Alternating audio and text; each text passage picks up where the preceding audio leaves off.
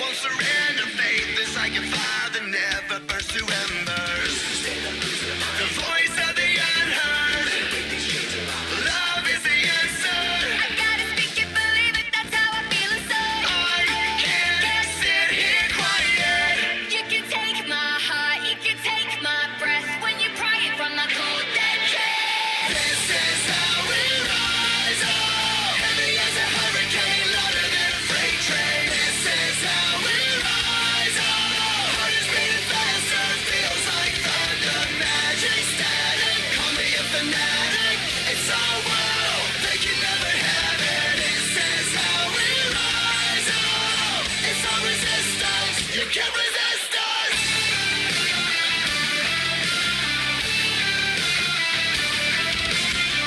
Can you hear me? Are you listening? Sleeping in the shadows could be making history. Through the fire, on the water, used to be a slave, but now you are a conqueror. They can take my heart, they can take my breath when they pry it from the cold dead chest. This is how we rise up. Heavy as a hurricane, louder than a freight train. This is how we rise up. Heart is beating faster, feels like thunder, magic, static. Call me a fanatic. It's our world, they can never have it. This is how we rise up. It's our resistance, you can't resist us. Up, up, up, up, up. We're rising up, up, up, up, up. Rising up, up, up, up, up. We're rising up, up, up, up, up. Rising up, up, up, up, up. We're rising up, up, up, up, up. This is how we rise up. It's our resistance. You can't resist us. This is how we rise up. Heavy as a hurricane, louder than a freight train. This is how we rise up. Heart is beating faster, feels like thunder, magic, static. Call me a fanatic. It's our world, they can never have it. This is how we rise up. It's our resistance. You can't resist us.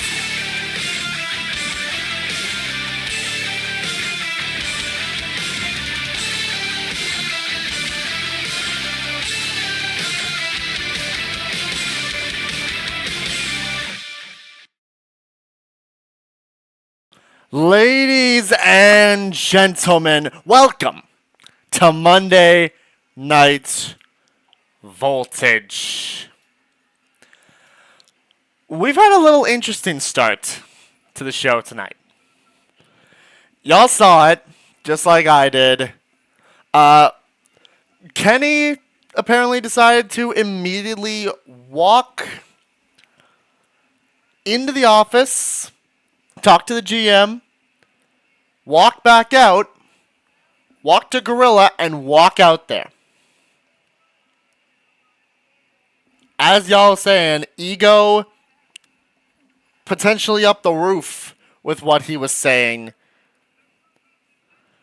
But I guess that does mean that we will see the Young Bucks next week. Matt and Nick Jackson of the Young Bucks will apparently be in action next week, which I'm a little bit intrigued about, to say the least, because those guys aren't signed, from what I know. I'm going to have a talk with the GM about this after the show, because they aren't signed. Anyways, welcome everybody. Welcome on in. Opening, David, Rio, Kaz, we got Ezra, we got Splendid, we got Mr. E, we got Moon, we got Leia, we got Fanciful, we got Kara. We got everybody here. It's the Bucks. They fight for the love of the game. Yeah, they do. We got Estelle in here as well. We got Polka. Welcome in, everybody. We got a great show for y'all tonight.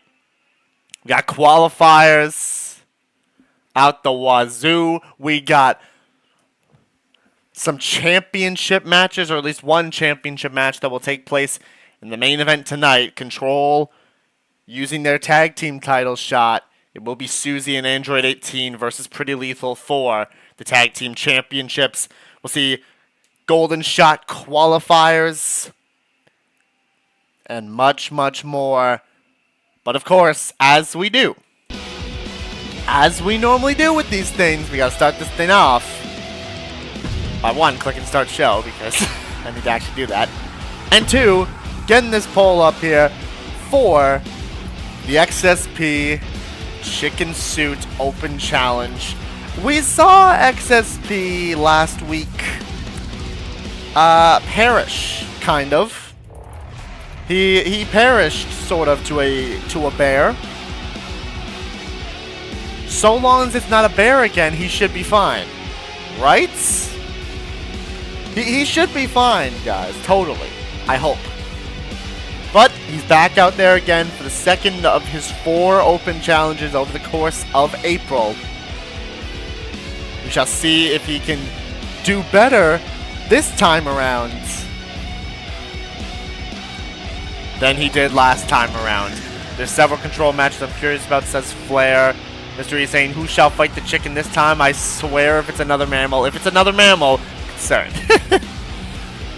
But, without further ado, about time we get into the show, shall we? So, let's go ahead and turn up the voltage. As we do.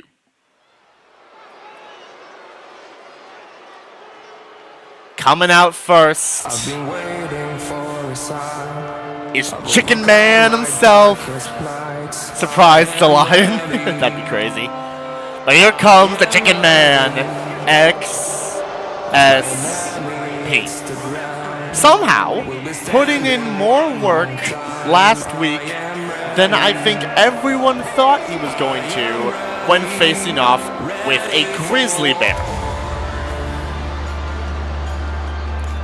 He did pretty well for himself in that matchup. Obviously, came up short because, you know, it's a grizzly bear, but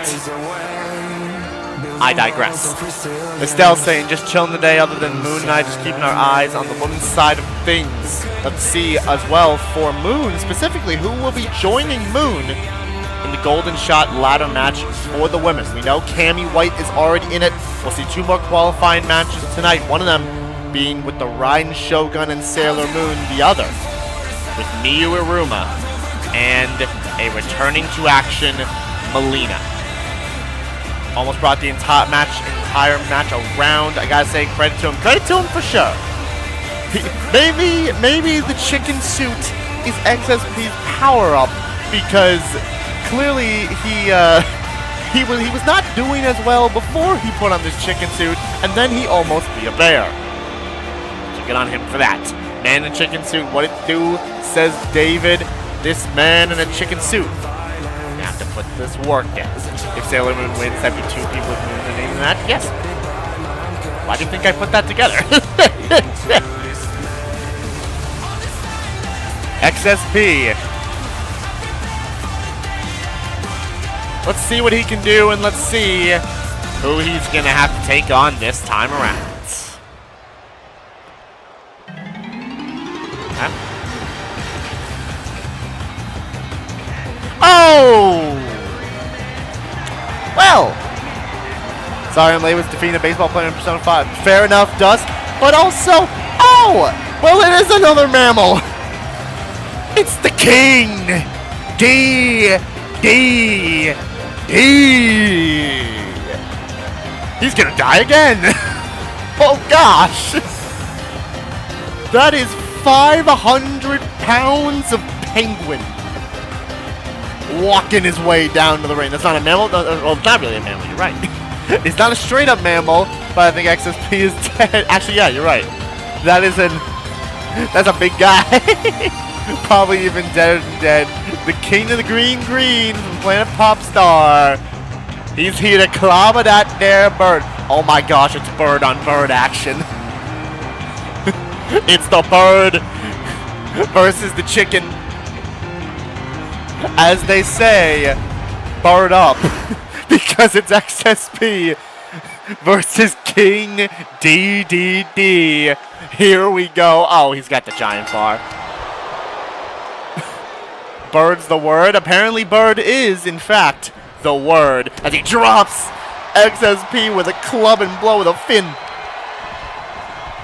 Puts him directly into the corner. The Kirby series has a heck of a defenders for Bobstar. Old King DDD being one of them.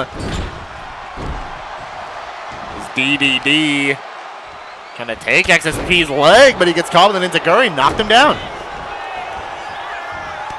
Trying to run in, but that bird is too big to knock down easily. Tried to go for a sidewalk slam. XSP flipping out of it. He's got to use the speed to his advantage. If you get caught by 500 pounds of Penguin, it's going to hurt. As he's lifted up in a power bomb position and dropped face first into the corner. It's clobbering time. Now listen, see, that would be the words of Dating, but also DDD. That's what Hippo should do in the HWE. DDD versus Dating. Oh gosh, what is DDD doing? I looked away for a second. He's got XSP on the top rope. Superplex from the bird. I thought he was going to break the ring. What's good, Nathan? How you doing, man? Welcome on in. We got a bird. Keep in mind, Kirby's one of the few people that actually defeat the King on a regular basis. How did that not break the ring? I don't know. Maybe it's because XSP is very light. That might be the reason that the ring did not break. Because XSP is a very light man. But taking DDD down, running the elbow over the beak of DDD. 500-pound Penguin indeed. He's rolling around with him. Trying to keep him on the ground. Crossface applied. Trying to get rid of that giant bar. Doing a pretty good job at it as well, but gets caught with a flipper of a boot. I wouldn't even call it a big boot. That's a big flipper. Now, oh, big knee and a knock DDD down. Got rid of the giant bar. Kick out of one. Love how the logo on DDD's back's a peace sign. It is. It's very fun. Oh! Punched him with the flipper and he knocked him down to blow. And now choking him in the corner with his foot. As XSP is now in trouble. DDD doesn't have a signature built up yet. But I'll tell you what, he's probably about one move away from doing so. He's got him in the corner. He sure does have a signature built up now. And he just tosses XSP off the top ropes. Just like that. Oh my gosh, he tried to sit on him. He tried to sit on him. XSP's life just got saved. There goes that bar, but will he capitalize? Or is DDD just too big? Drop kick down to the knees of DDD off the ropes. And there went for the signature of his own, but countered by the King. Big sidewalk slam into the back. He almost got the breath sucked out of his lungs from that one. If he sat on the man's, oh my gosh. Listen, I would have stayed down if that was my position. But an arm bar. Locked in on the flipper, but DDD quickly out of it. Not going to waste any time here. Shaking it off quick. Sending XSP off the ropes. Jumped over top of him in a back body drop. I didn't know that Penguin got hops like that. All right, sure. And now just raking his flipper across his head and elbows him down. Oh no. And, oh, he tried to sit on him again. He tried to sit on him again, but XSP was waiting for it and got out of it. Headbutt takes him down, though. He has them hops. He does. Cover on XSP off the headbutt kick out at one. At least the King here knows when to stop damage-wise, says Estelle. Yeah, he does. He sure does. He's been trying to sit on XSP this entire time. It's not been working yet. But now, just kicking him while he's down. And the Penguin King is firing up. Getting that arm ready for something. Puts him on the ropes, off the ropes, over top again. This time going underneath. And takes him down at the knees. And off the ropes again. He's got more speed than I thought for a 500-pound penguin. Drops him with the next snap. And he's got a finisher built up. XSP, you have to get out of that quick. Gets a couple elbows in. We know he's got that Spotlight Stealer overdrive. We saw him use it on the bear, but DDT not gonna let him build any chance to do so. Running power slam, drops him. And has a finisher built up because of it. Tried to drag him away, but XSP slowly started to get back up. So instead, DDT said, you know what? I'm going to hoist you back up, put you in the corner. He's one move away from being stunned, but XSP sweeps the legs and takes him down reverse DDT style. Finisher could spell the end of XSP's ribcage. Oh my gosh! Wait, he stole the finisher! He stole the finisher! He did that to the bear! He just clobbered him! But DDT pops right back up, saying you can't be doing that to me, and expecting to get away with it. That sidewalk slam.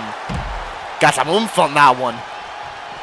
But now, spills to the outside. XSP, he built up a finisher from that.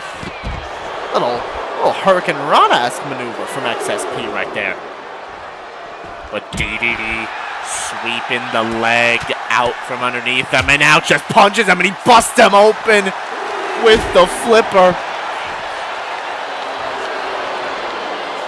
As XSP, though, has a signature and a finisher at the same time, hits that knee-jerk reaction. And I'll tell you what, he might be trying to go for a count out here.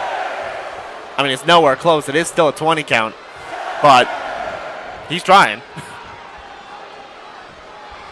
If this were a 10 count, he might have gotten closer.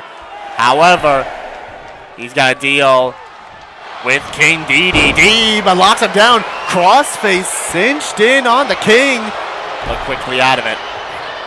Kicks him right in the gut.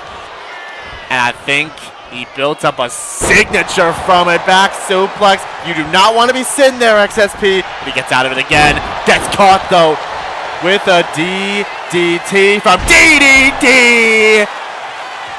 And this time he sat on him. And then lifts him up, deadlifting him into a power slam. Into the cover, and that's resiliency. Sayonara to the rib cage of XSP, and now he's just rolling away with an elbow drop to him. Calling for him to get up. I want you to keep in mind, though, if XSP can get a reversal, he's got two finishers. Medic, yeah, we might need that.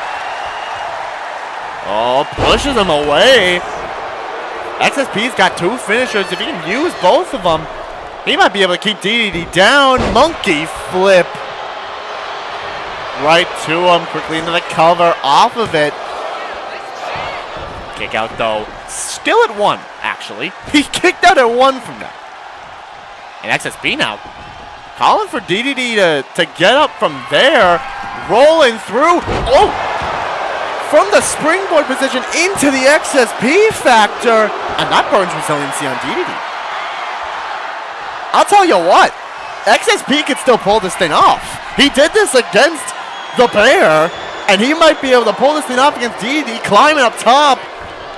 Clothesline connected. Just like last time, XSP is starting to bring this thing back. But just like last time, gets taken down. DDT, though, raged up, but maybe at the worst possible time. XSP factor.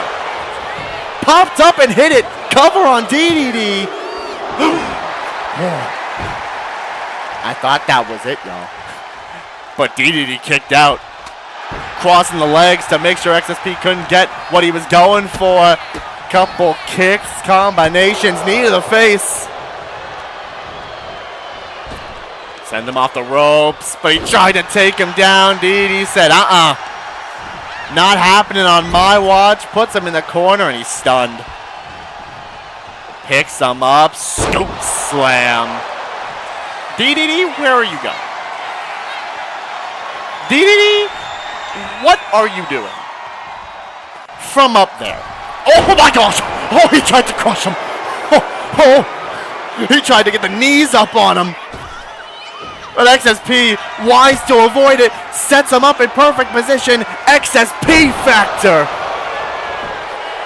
He almost killed him, and he made him pay for it.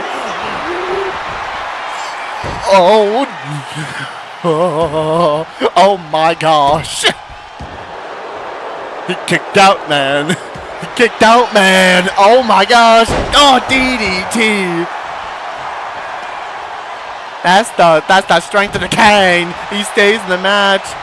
The blood is in fact bleeding on the DDD and XSP. Actually, I think it's just XSP. I don't think DDD's busted open.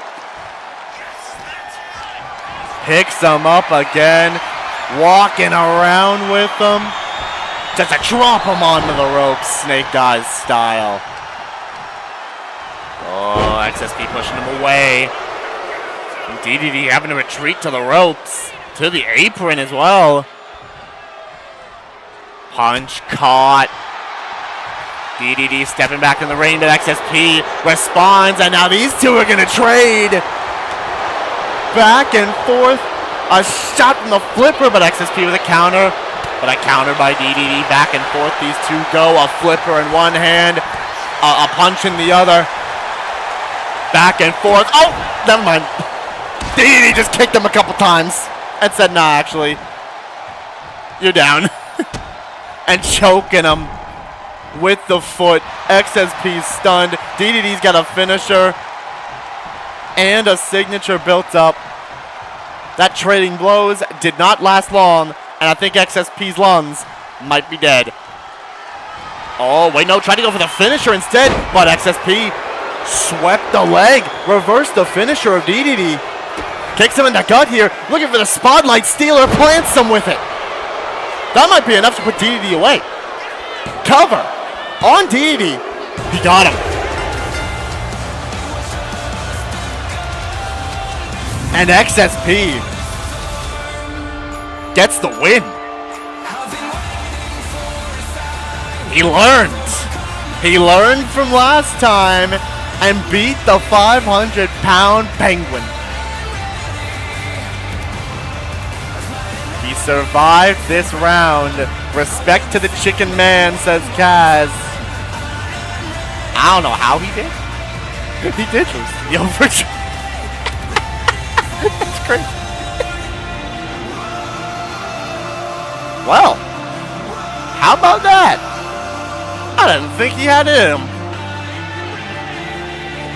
His ribs probably did not survive. Stealing the finisher right there. Clobbered that there DDD.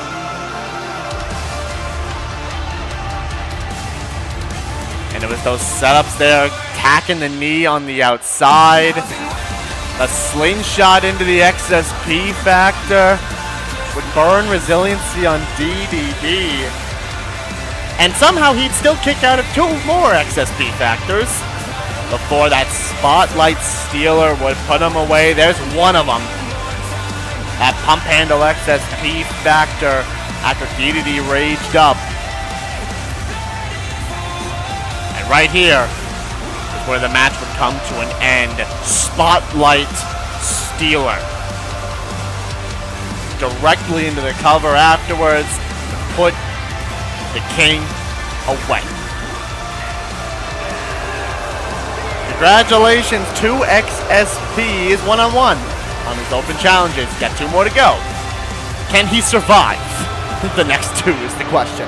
33% of you on XSP, and our good old curse number is back again on DDD. That crimson, oh yeah, the crimson mask is wild. Well, dang. Good on him. Good on him, though. Congratulations to XSP. We move on in the show.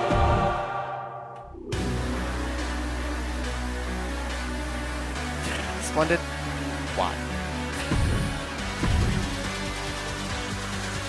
But now, coming up next, it is the first of two men's golden shot qualifiers tonight. First one, we will see the former, or a former, GWE World Heavyweight Champion who's looking to get his championship back. Jay Warlen, after winning the gauntlet match at Kingdom Come, has the chance to enter into the ladder match.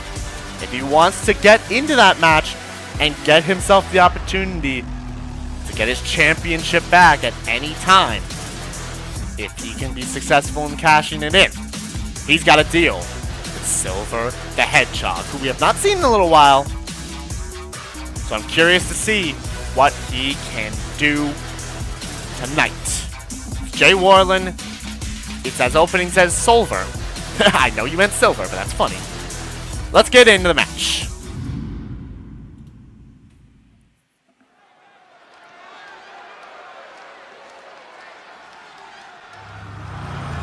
And coming out first, the former champion,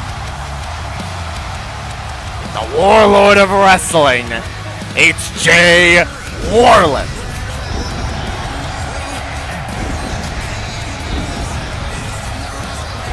Silver pressure's on. Sonic's the top dog of FWW. Shadow running, collapse. Get something. Can he do so is the real question tonight. A man who looks to get back to the top of the mountain. Jay Warlen, honestly, somebody who I could say is one of our most successful champions at this point in time. A 70-day championship reign. I believe successfully defended the title, what, 3 times?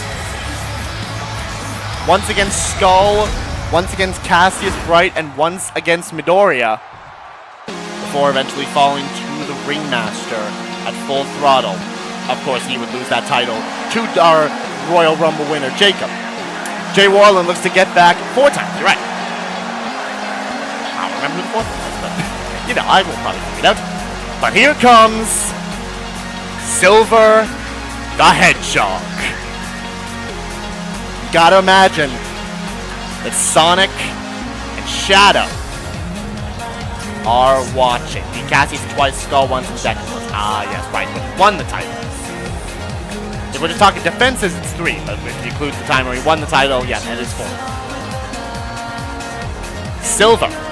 As I was saying, you gotta think that Sonic and Shadow, Speed Force, they gotta be watching to see what Silver, their buddy, can do.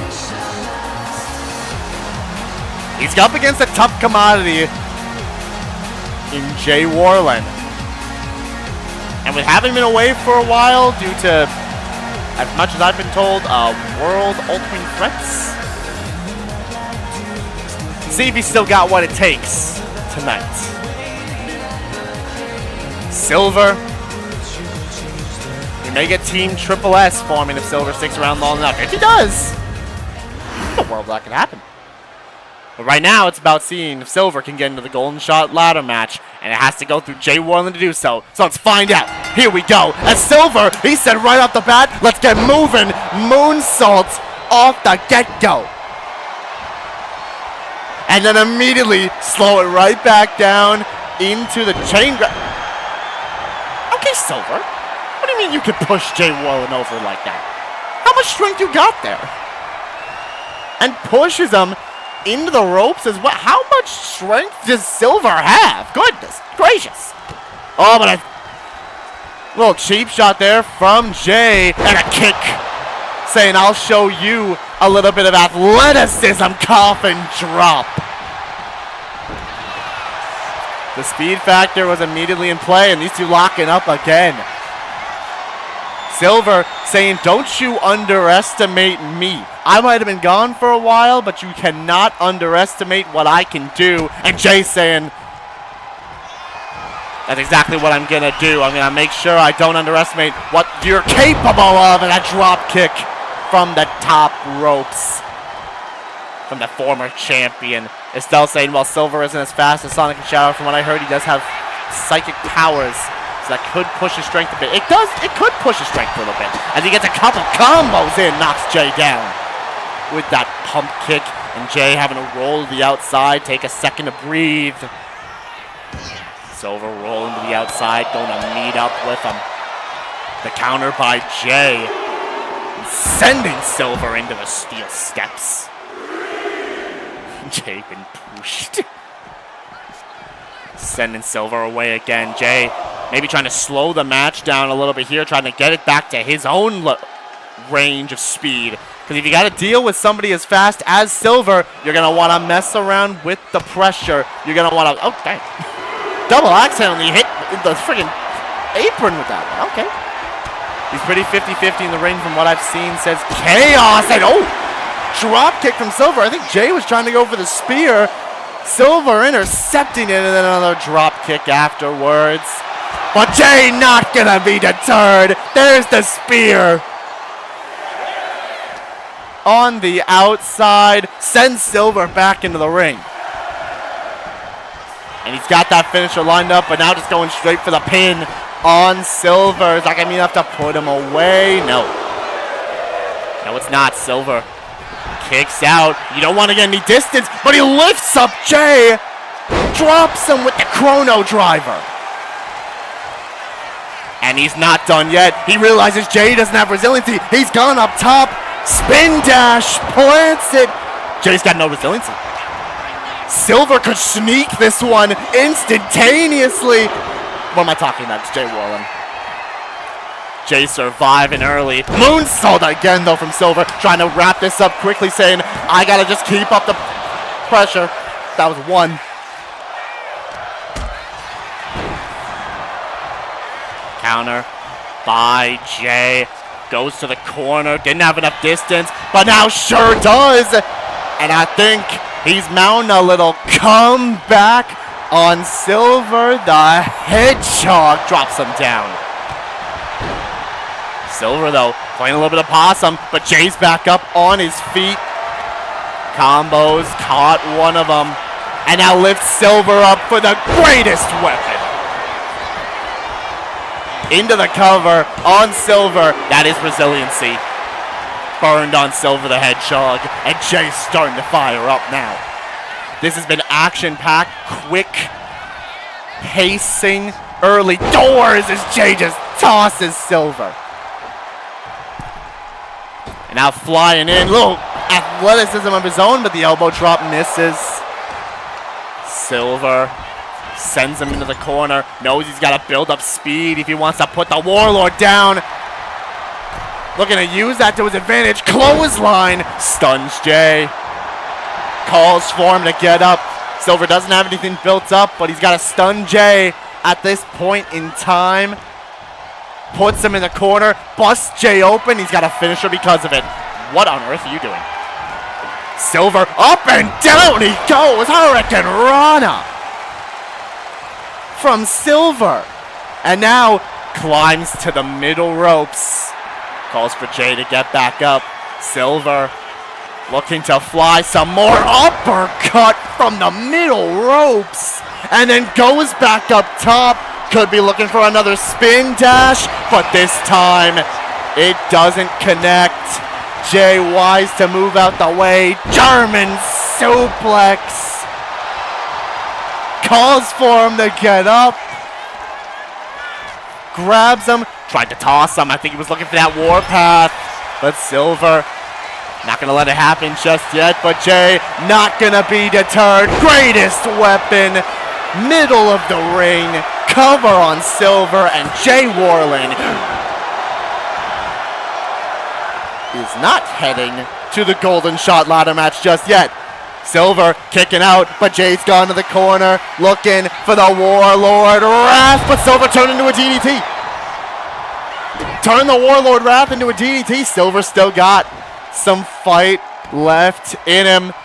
Jay struggling, crawls to the corner, back counter from Jay. Silver lifted him up for the absolution that GTK. Hedgehog's living, and he almost has Jay stunned. runs off the ropes. Neck snap, though, avoided by Jay. Goes to the corner. Silver with a drop kick, and that actually allowed him to dodge the cutter. Silver might have played that smart, but Jay still not done yet. Kick to the gut, hit him with the recoil. Telekinetic breaker to Jay Warlen into the cover. Resiliency's burned on Jay. It's an even fight now. Silver climbs up top. Could score the biggest win of his career if he can put down Jay. Hurricane Rana from the top. Knee drop avoided. Jay runs in, clothesline to the back of the head. The match is 50-50. Either one could go on to the golden shot ladder match. Sends him off the ropes. Jay catches him into a kick and jumps in. Elbow drop from the springboard position. Going now to the middle ropes. Went for a headbutt. Silver out of the way. Drop kick hits. Goes to the corner. Silver calling for Jay to get up. Turns him around. Super kick from Silver. Oh my gosh, Jay popped right back up. Jay popped right back up, and now going after the leg of Silver with those elbows right down to the legs. Silver popped up. Jay was trying to back up for the warpath. Silver said that's not going to happen here. Look at the strength. German suplex. He poked him in the eyes. He did poke him in the eyes. Dropping the leg down on the arm. Silver going off the ropes here. Over. And a little moonsault. Standing moonsault from Silver. Wait a minute. Calls for Jay to get up. He's got a finisher built up. Could look for that telekinetic breaker. He hit it. He hit it. Center of the ring. Is that going to be enough? Cover on Jay. Oh my gosh, dude. It kicked out at 2. 2.999 is enough to keep Jay alive. Trying to go after the leg now. Trying to weaken the warpath. Flies in. Moonsault, but Jay's out of the way. Drop kick to the back. And calls for him to get up. Jay, Warpath is dodged. Warpath dodged by Silver and goes quickly into the cover. On Jay, he might have spent everything he had into the cover. Silver's going. He spent everything he had on that Warpath. Silver's going to the golden shot.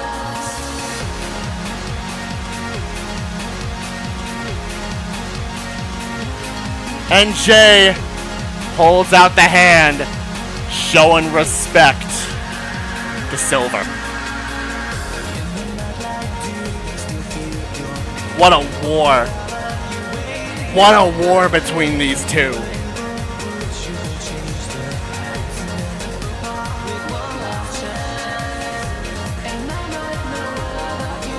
Silver the Hedgehog, with albeit probably the biggest win of his career, goes on to the golden shot ladder match. But what a banger.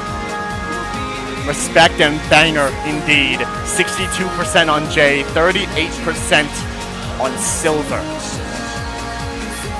He did it. He did it.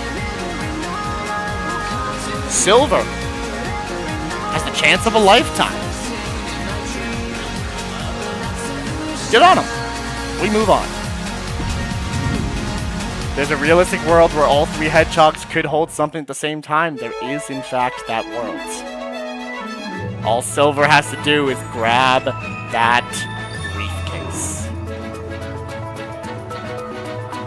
Oh, man. That was... oh, crap.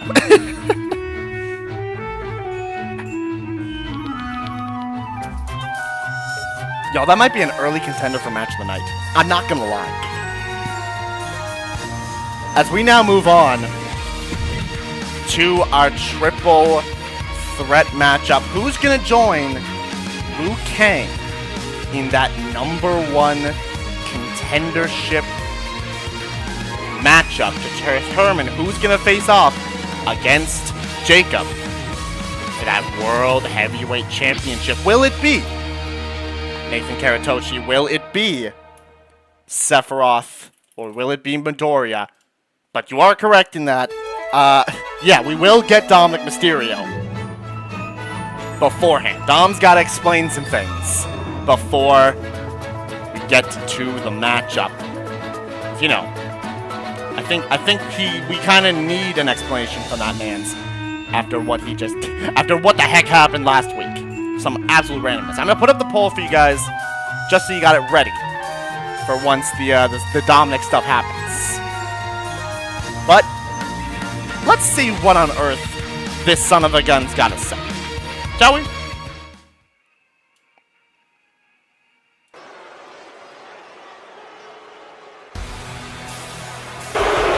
And here he comes. Oh my gosh! Here comes Dominik Mysterio and the booze. The booze. The booze ring out for Dominik Mysterio. Oh my gosh.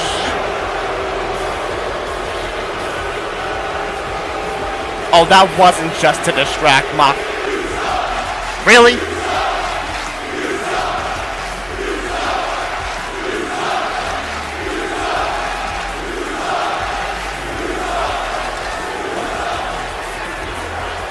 Yo, that's crazy. Yo, that's crazy. Ain't no way, bro. Yeah, that's not Liv. The M&M connection's real. Bro, listen to the boos for these two. Oh my gosh.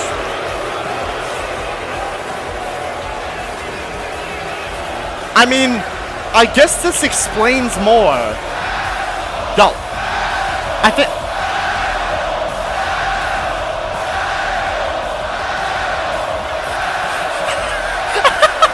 Oh my gosh! The crowd hates them! Yo, they are going over me! Where's Liv? I don't know! Oh my gosh, dude! The heat! What in the world do they have to say to that?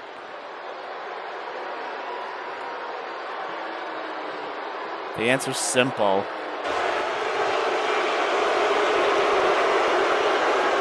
Wow.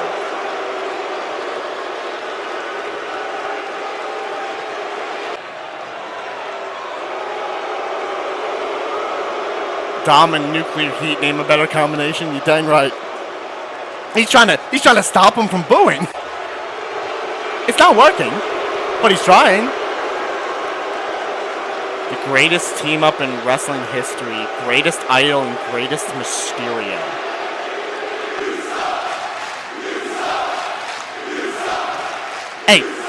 Hey, tell him. Tell him, guys. Tell him.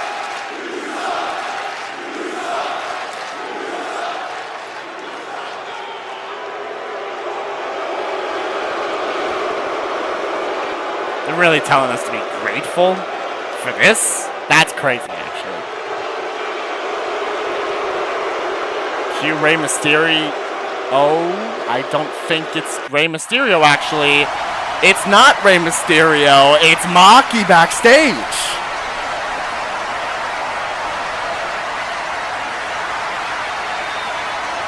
You two made a mistake trying to screw with me. Hey.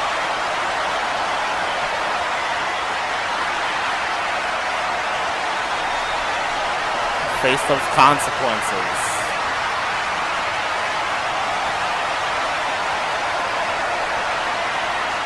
Huh. Maki's calling a shot at them. Which, hey, honestly, fair considering what they did to Maki. This makes sense. No, you'll try to avoid me, try to find impossible excuse to not find me. That is fair. This is Dominik Mysterio we're talking about.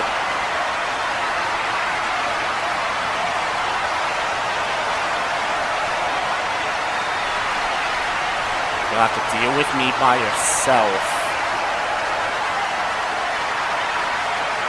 Interesting stuff from Maki. And walking off. Just like that. Well then.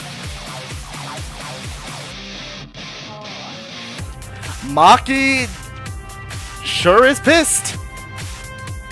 Which honestly, I don't blame her. So, let's get into the match now, shall we? And let's talk about it. The Ultimate Assassin called her shot, and they have no idea when she'll strike, indeed. I see how this goes, right? Here we go. And, Maki will still live from Tom Trust. No. Mental note, stay far away from Maki while this is going on. Yeah, it's a smart idea, Estelle. But, here comes Sephiroth.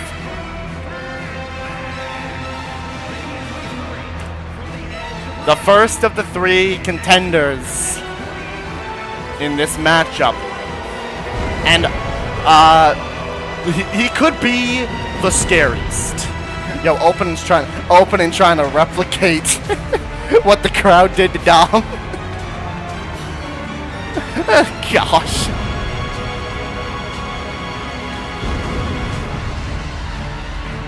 Cloud beat you? I mean, Sephiroth has technically beaten Cloud here. Cloud's beaten him elsewhere, but Sephiroth did beat Cloud here, I believe. But here is the one-winged angel himself, Sephiroth. Oh yeah. Yeah, that did happen. But Sephiroth now looking to set his sights on something completely different. Set his sights on the World Heavyweight Championship. And I'll tell you what, that could be a very scary matchup if Jacob has to deal with Sephiroth. But here's a man who looks to earn that chance. You could call him the underdog of this matchup. But any underdog has a chance to win, especially when it's someone like Nathan Karatoshi. Nathan, last time we saw him was, I believe, in the Chain Reaction Rumble. He's been taking a little bit of a breather since. Resting up, leveling up, if you might say. And now looks to earn himself the possibility of challenging that World Championship. You gotta think, if we get to see a battle of somebody like Nathan versus Jacob, could be an underdog versus underdog matchup. Could go very interesting, depending on what might happen. But Nathan's got to get through both Sephiroth and Midoriya if he wants to get there, which is no easy feat. But hey, maybe somebody like Nathan could pull it off tonight. That's the real question, though.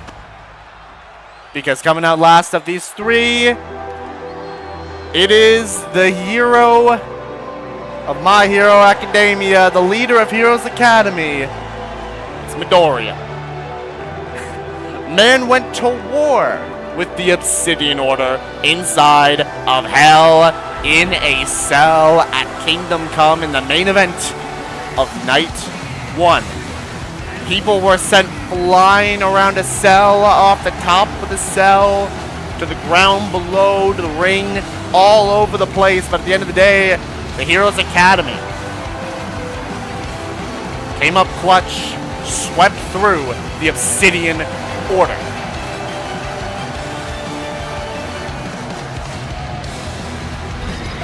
I think Midoriya got this, but the other 2 are threats. They are indeed some threats, says Opening.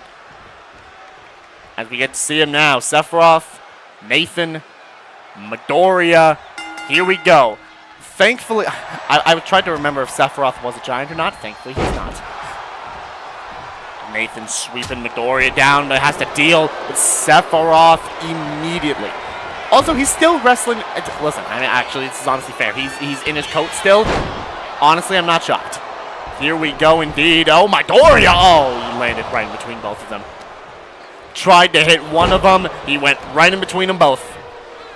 But trying to make up for it quickly. But Sephiroth catches the Hurricane Rana attempt and showing that raw power with an uppercut.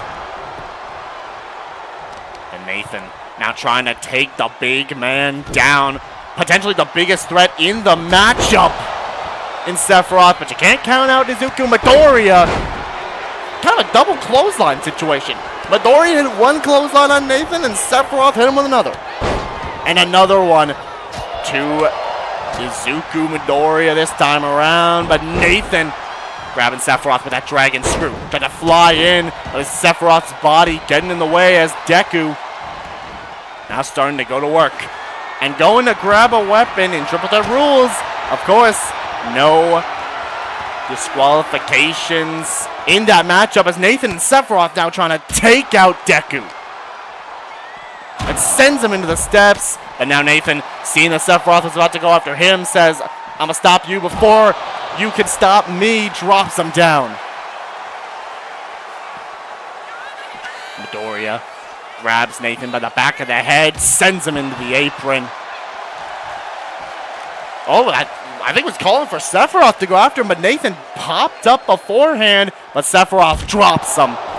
Power slam, gets caught with a drop kick though from Deku, and now Nathan with a discus clothesline on the outside, rolling through DDT onto the baseball bat. And I'll tell you what, Nathan, the guy with the least amount of damage on him to start the matchup. That's a little underdog power for you, but that might be about to change in a second because Deku's dropped him right on his face. Now Sephiroth and Midoriya going at it, a hero and a villain, while the gamer goes to grab a weapon and grabs a kendo stick at the ready. Tossing Sephiroth away. Yo, he didn't even look at him. He didn't even look at him, and he just ducked the kendo stick and then caught him with a knee. And now Midoriya calling for Nathan to get up, but Sephiroth starts to get in, and before he could grab him, Midoriya goes flying and takes out Nathan. Quick knee drop right afterwards from Deku. Has a signature built up, tried to go for it, but Nathan quickly out of dodge, clothesline. And Sephiroth was going after him, and Nathan said, you know what, no, I don't want a part of this. Actually, I do. Now I do want a part of this, as he sends Sephiroth off the ropes, but counted him. And now saying, nah, you know what? You guys deal with that. I'ma go this way. As Sephiroth sends Midoriya off the ropes. Oh my gosh, what a knee. What a knee from Sephiroth. Quickly into the cover, but Nathan's there to break it up. Sets him up here. A little, ooh. Double underhook suplex from Karatoshi. Into the neck snap as Deku's got a sledgehammer. But Nathan knocks the sledgehammer out of Midoriya's hands. Nathan, the closest one to building up a signature. Deku, though, nearly has a... Well, I mean, Nathan was close to building up a signature before using that bar to pop up and drop Deku with a DDT. Turning him over, and Sephiroth now grabs a kendo stick, but swept the leg, and then gets caught with that kendo stick shot from Sephiroth. Wailing away on Nathan. He's stunned now, but quickly rolls out of the ring, rolls to the apron. Sephiroth knocking him down, though, now rolls to the outside to go after Midoriya. Steps back over the steps. Seeing Sephiroth coming, but gets dropped with a knee. Couple punches from Sephiroth to Midoriya as he sends him into the steps. And now goes after Nathan, who stepped back in the ring, but using the sledgehammer to his advantage. And now Rage is up. Nathan has got a plethora of big moves he could use at any time, and there's one of them. The prefab slam to Sephiroth. Kick out at 2 though, no resiliency burned on the one-winged angel. Oh, Deku thought he was going to go from Nathan in the corner. Instead, tried to moonsault Sephiroth, but he's out of the way quickly. Up on the shoulders, running power slam. But Nathan, seeing the danger, drops him down immediately. Saying, if I can deal with you now, if I can keep Deku away from the pin, if I can isolate you, I might have a little bit of a chance. Going in for an armbar now on Sephiroth, but Deku there to break it up. Oh, went for a clothesline. Nathan caught him with an uppercut and then a flying elbow to Sephiroth. Okay, Nathan, I see you. Up and down goes Deku. Nice bridge on that fisherman suplex. Only a 1 though. Deku kicks out. And oh! Oh my gosh, Apocalypse Edge. I tried to set him up. One-winged angel, but Deku out of it. Avoids the attempt at the one-winged angel. Sends Sephiroth off the ropes. Detroit smash. Into the cover. He's got no resiliency, but Nathan's up in time to break it up. And a knee from Deku right afterwards. Nathan got utterly rocked, but so did Sephiroth, and a splash from Midoriya. And now Sephiroth looking the most vulnerable at this current stage in the match. Chop from Deku. Goes after Nathan. Clothesline, but Nathan moving out of the way. Big stomp. Calls for him to get up. Thought Deku was going to roll the outside. Instead, does stand back up. Into the waiting arms of Nathan. Up on the shoulders. And down onto the ropes. And Sephiroth's there with the kendo stick. And he broke it by throwing it at Nathan. Over top. Big knee. And now what on earth are you doing from the ropes? Oh! Double axe handle. Right to Nathan from the middle ropes. Quickly into the cover. Just a 2 count though. Nathan kicks out. And there's Deku with that flying clothesline again. He can hit that thing from literally anywhere. About 90% of the time. Nathan on the apron. Or on the rope, sorry. As Deku grabbing at the leg. Trying to weaken his legs. Almost has a finisher built up. Spinning around with it. And did not land the drop. See, I said it. 90% of the time you can hit these moves. The other 10%, not so much. Nathan. And Sephiroth now goes at it, and a Samoan drop from Sephiroth. And now going to lock in an armbar on Midoriya. Quickly out of it though. Bridges into a hurricane run. Thought Deku hit the ref for a moment. Thankfully, he did not. Sets him up here, and Deku, dropped him onto the knees, and there's Nathan with the kendo stick right afterwards. Quickly into the cover on Midoriya. Is that going to be enough? Nope, it's just a 1. Okay, sure. Yo, Hippo, welcome in, my guy. Glad you could join us.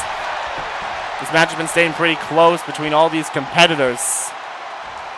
As Sephiroth now on the ropes. Nathan's got a finisher built up. Could look to use it. Prefab slam.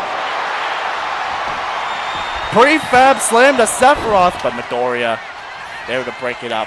Okay.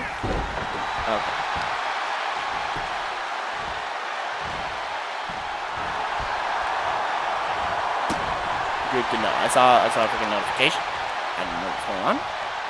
Right here. Just caught up while I'm recording the house show. Nice. Nice to see that. Hope the house show's been going good so far. As Deku, Sephiroth though with the reversal, counters again, and oh, Deku hits that combination of kicks. That shoot style from Midoriya. Drops Nathan as well. and stuns him too. Both of them stunned as Deku grabbed the chair, then dropped the chair and said, actually, let me just go ahead and pin Nathan real quick. Into the cover. Kick out at 2. Nathan survives. I want you to keep in mind, though, everybody's got something. 51 minutes in. Dang, really? That's quick. Deku. Oh, Detroit smash to Sephiroth. Where on earth did he get that from? Cover on Sephiroth. That's resiliency burned on the one-winged angel. And I want you to keep in mind, Deku still got another finisher at the ready, but a moonsault avoided. Nathan has a signature as well. Runs in. Oh my gosh! Nathan flips the layer with that cardiac kick. I had a gimmick to this house show where everyone got to. Ah, well that's good. Deku sends him down and out goes to the corner. Sets him up. Detroit smash connects on Nathan, and he's got no resiliency built up at the moment, but Sephiroth's there to break it up. Sephiroth breaking up the pin. Deku in trouble now because Sephiroth and Nathan both have finishers. And right now, Nathan probably the best shot to hit his, because Deku's on the outside. He is down, and Sephiroth's already burned resiliency. Kendo stick shot to him. And I think he was going to drop the kendo stick to pin Sephiroth. But he rolled to the corner, and I think Deku just burned a little bit of adrenaline rush on the outside. Went for the clothesline, didn't get all of it, but got just a tiny bit. That stumbled Nathan for a second, but a drop kick from Deku. Grabs the kendo stick and skewered it into Sephiroth. And goes into the cover afterwards. Into the cover. Nathan's there to break it up though. Nathan there to break it up. Grabs the arm of Midoriya, trying to weaken that Detroit smash. And Nathan grabbing Sephiroth with that bug fixer break, but Deku there. Deku with the drop kick, goes for the cover on Nathan. In the cover. No. Nathan kicking out at 2. And goes to the corner. Might be lining up for a Detroit smash, but Nathan's not groggy. Sets him up, suplex. Nathan not burning resiliency just yet. Elbow drop to Deku. He doesn't have anything built up, but he's got an armbar cinched in on Deku. But he's quickly out of it. Not enough damage to the arms at this point. Counter by Sephiroth. Now Nathan's starting to go to work. Sends Deku off the ropes. Oh my gosh! Flying haymaker! And it caught Sephiroth instead of Deku. And Deku taking full advantage of that. With the Delaware toss, but Sephiroth right back up to break up the pin. Puts him in the corner. Sephiroth caught though by Deku. Nathan's not giving up. Deku flies in. Detroit smash from the corner. Sephiroth has got an injury. Nathan's down on the outside. Deku wins.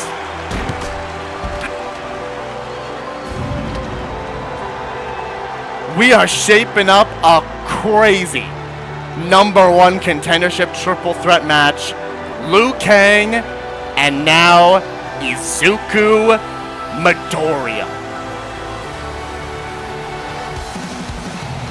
Out 0 to 3, please. Ezra, please. Oh no. Drop there from Deku.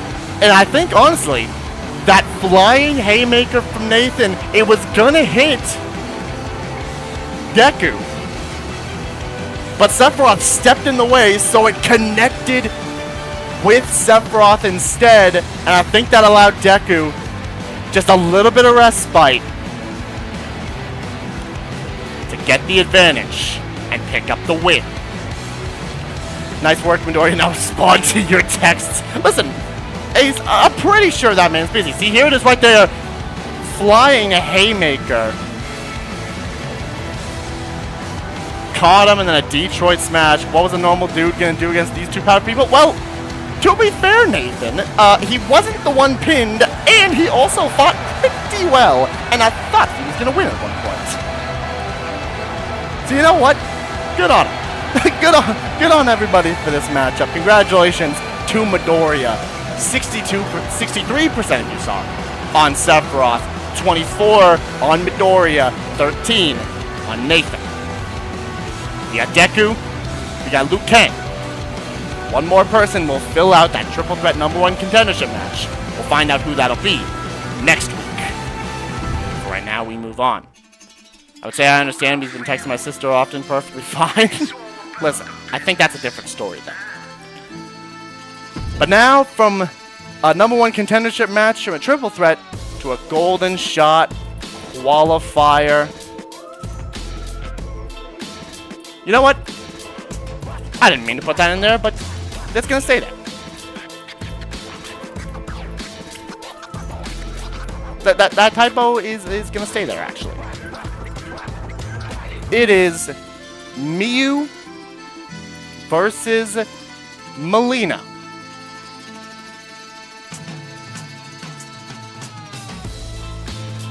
In the first of our 2 women's golden shot qualifier matches. Miyu, fresh off of her victory over Stephanie Vaquer at Kingdom Come in the wacky Devil's Kiss Iron Man match. I don't know how on earth that happened, but it's gonna have to deal with a strong force in Mileena, who we have not seen in a little while. Can Miyu secure her spot at the golden shot, or is Mileena gonna come back just like Silver did and get her own spot? How many we getting? I don't know. Let's find out. We could get 2, we could get 3, we could get 0. You never know. Let's find out as we turn up the voltage.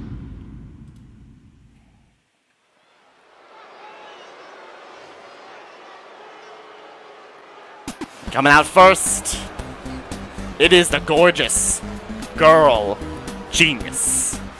It is Miyu Iruma.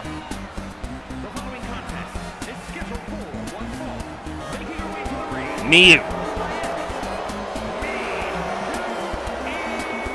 got her victory over Stephanie Vaquer in the Devil's Kiss Iron Woman match.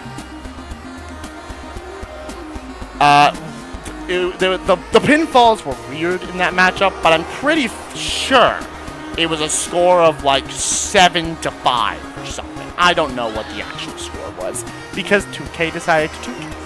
We love that. But Miyu did pick up the win, and now pointing to the sky, saying once that briefcase is hung above the ring, it's gonna be mine. I'm gonna grab it. I'm gonna get my shot at a championship. Anytime, anywhere, for any title, at any time. Can Miyu do that? If she can, that would be insane. Because if she's going to want to be able to get to that matchup, she's going to have to contend with this woman.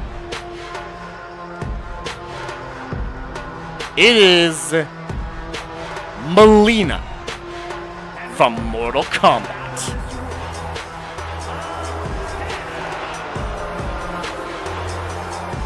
We've seen Katana, we've seen Mileena, we've seen Liu Kang, we've seen a bunch of Mortal Kombat reps, honestly. Mileena looks to join the field of the Golden Shot qualifiers. Remember, the last time we saw Mileena, it was a while ago, but she kind of went on a tear in the inaugural Women's Iron Heart Championship Tournament.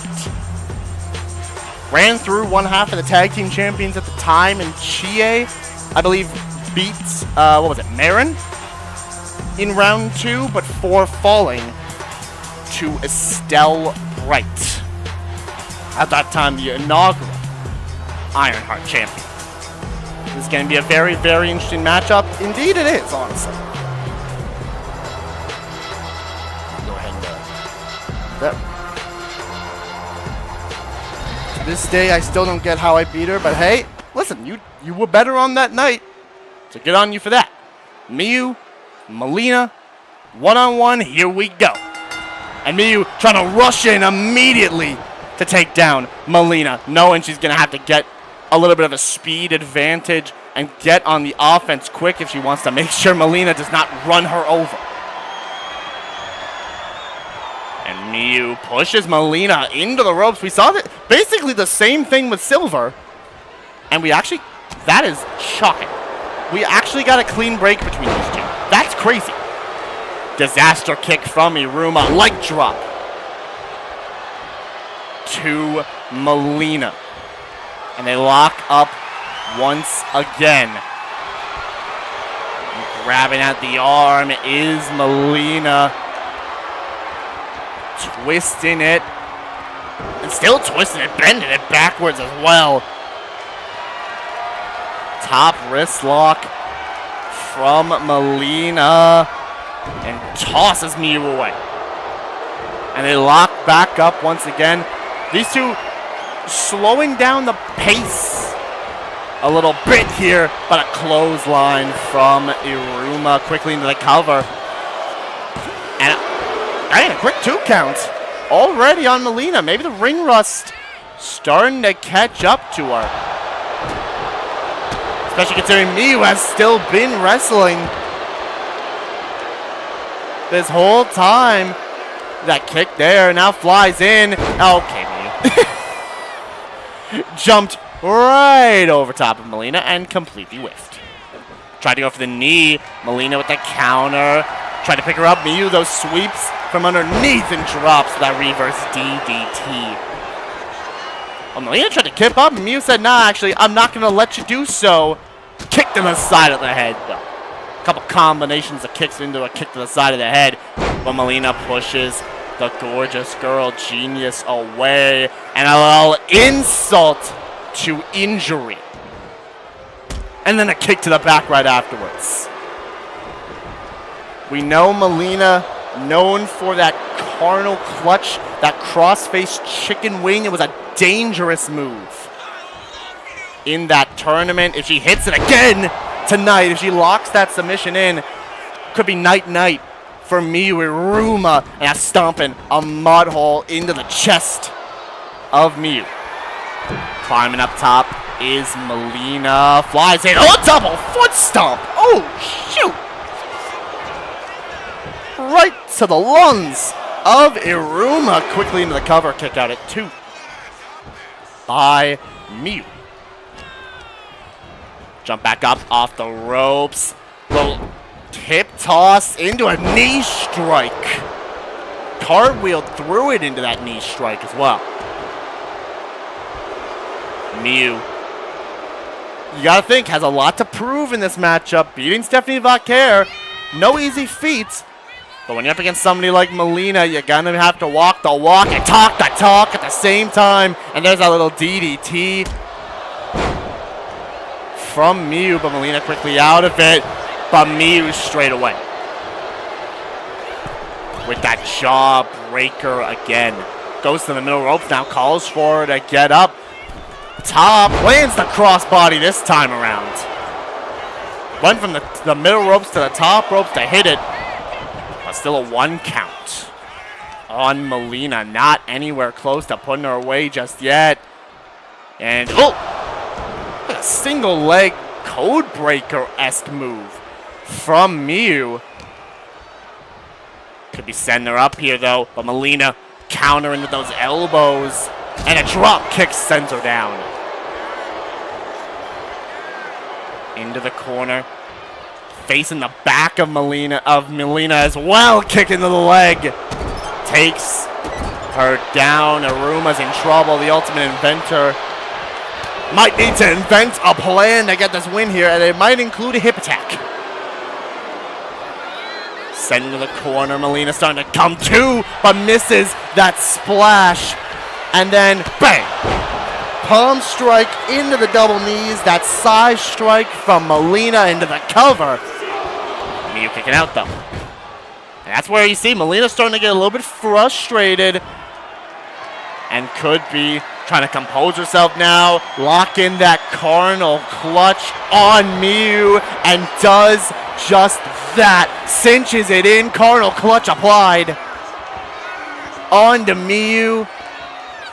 But it's not enough to burn resiliency. Miyu survives and she lets it go. Miyu now flying in, hits that clothesline, has a signature and a finisher into the cover. Oh my gosh. Yo, that was the quickest time I've seen a referee spot someone's feet on the ropes. That was the fastest. It at least takes a 1 count to realize. That was instantaneous. As Mileena now goes to the middle ropes, crossbody to Miyu. And right back into the cover. On Iruma. Is that going to keep her down? It's not. Yeah, listen, Lorenzo laser focused on that one there. Laser focused on that pin. Counter though by Miyu, little jaw breaker again. Up and down with a body slam. Quick-sided red. Indeed, kick to the gut though from Miyu into the butterfly bomb. Cover on Mileena. Now resiliency. But Mileena right back up to her feet, off the ropes. Big type of cross.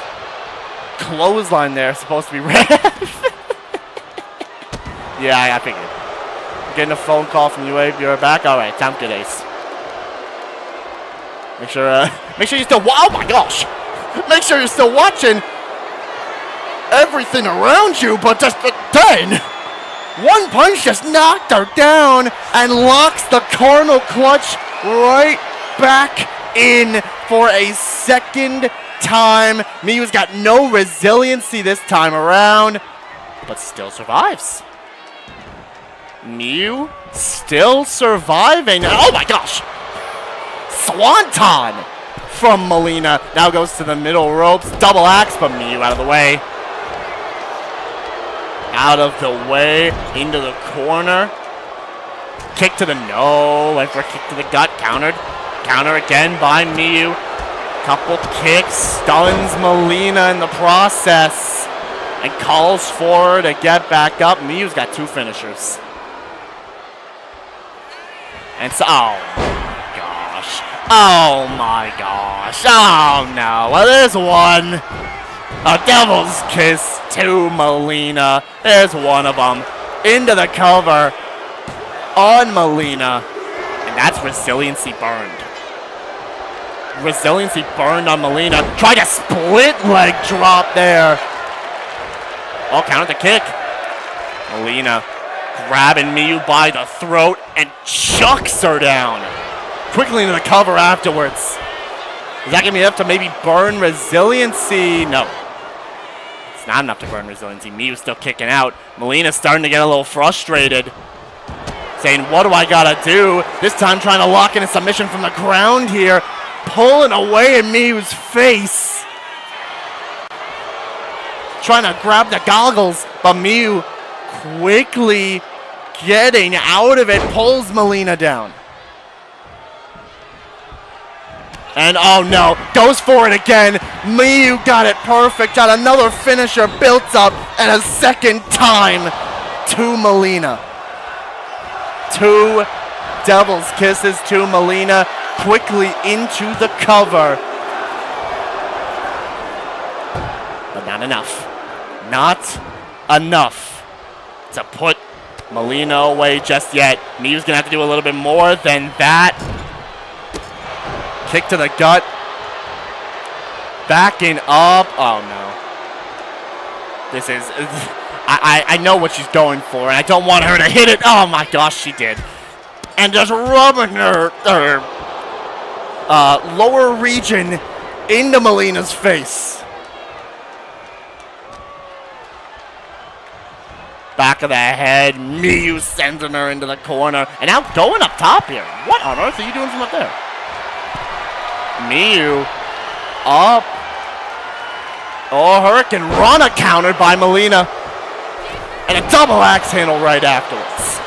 Quickly turns her over and says that's going to be enough. That's got to be enough to burn resiliency after all this. It's still not. It's still not enough to burn resiliency. Still not enough to burn resiliency on Miyu. Turns her around again and goes for the 3rd time. Locks in that Carnal clutch for a third time on Miyu. But still, Miyu survives. Oh, but there's the back elbows.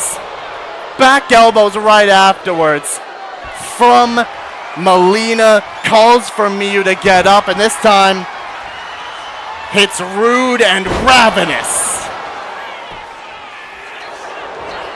Into the cover. That's gotta be resiliency on the gorgeous girl genius this time. It is. 50-50 playing field now. Anybody's matchup. An old Aztec press from Mileena. But Miyu quickly rolls to the apron.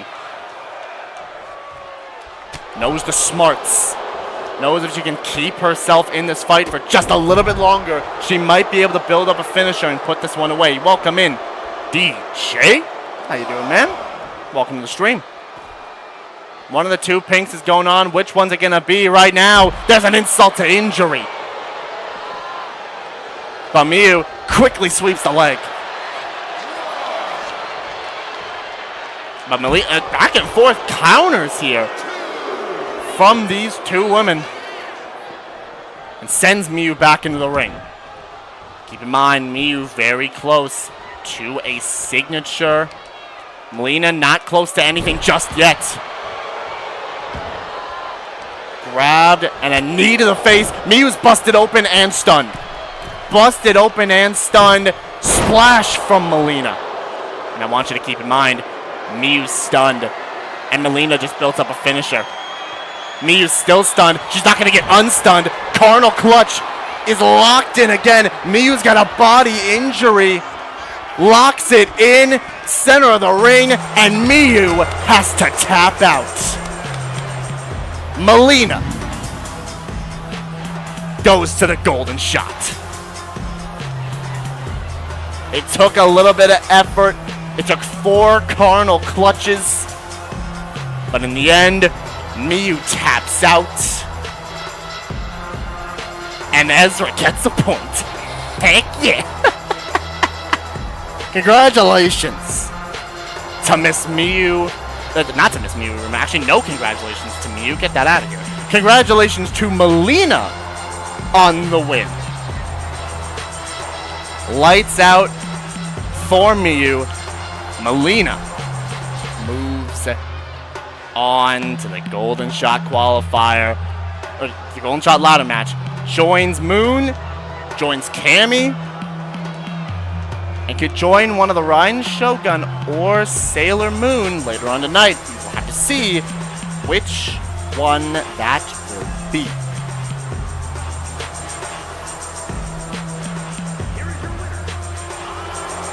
Congratulations goes out to Mileena. Impressive, Mileena. Maybe? I can probably provide info there. Says Estelle. It could be tricky. 62% of you on Mileena, 38% on Miyu. It's a win for Mileena. Let's move on, shall we? And now, it is time to find out who is going to challenge the Tyrant Syndicate for the tag team titles.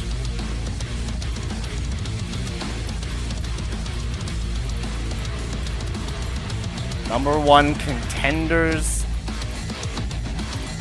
match. I'm going to take the chance to ask if there's clearly a show name for this Golden Child ladder match. Got a time, it'll be revealed. Not yet. We'll be talking about it in the future. Once everything is all set in stone. But we got 4 teams set to go at it. It's the Skelebros. It's Markiplier and MatPat. It is the Billionaires of Fanciful and Seto Kaiba. And it is a mystery 4th team. Who's that 4th team going to be? Who's going to get the win here in this matchup? Welcome back, Ace. Hopefully you are okay. As we get in to this matchup. Fatal 4-way. Who's going to face the Tyrant Syndicate? Let's find out.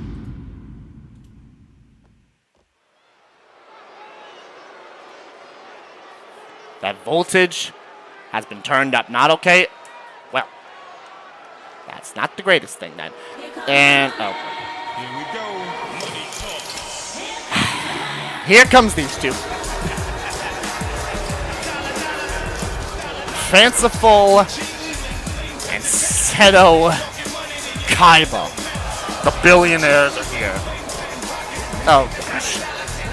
Y'all, if these two face the Tyrant Syndicate, not wasting any time whatsoever. The Billionaires out here first.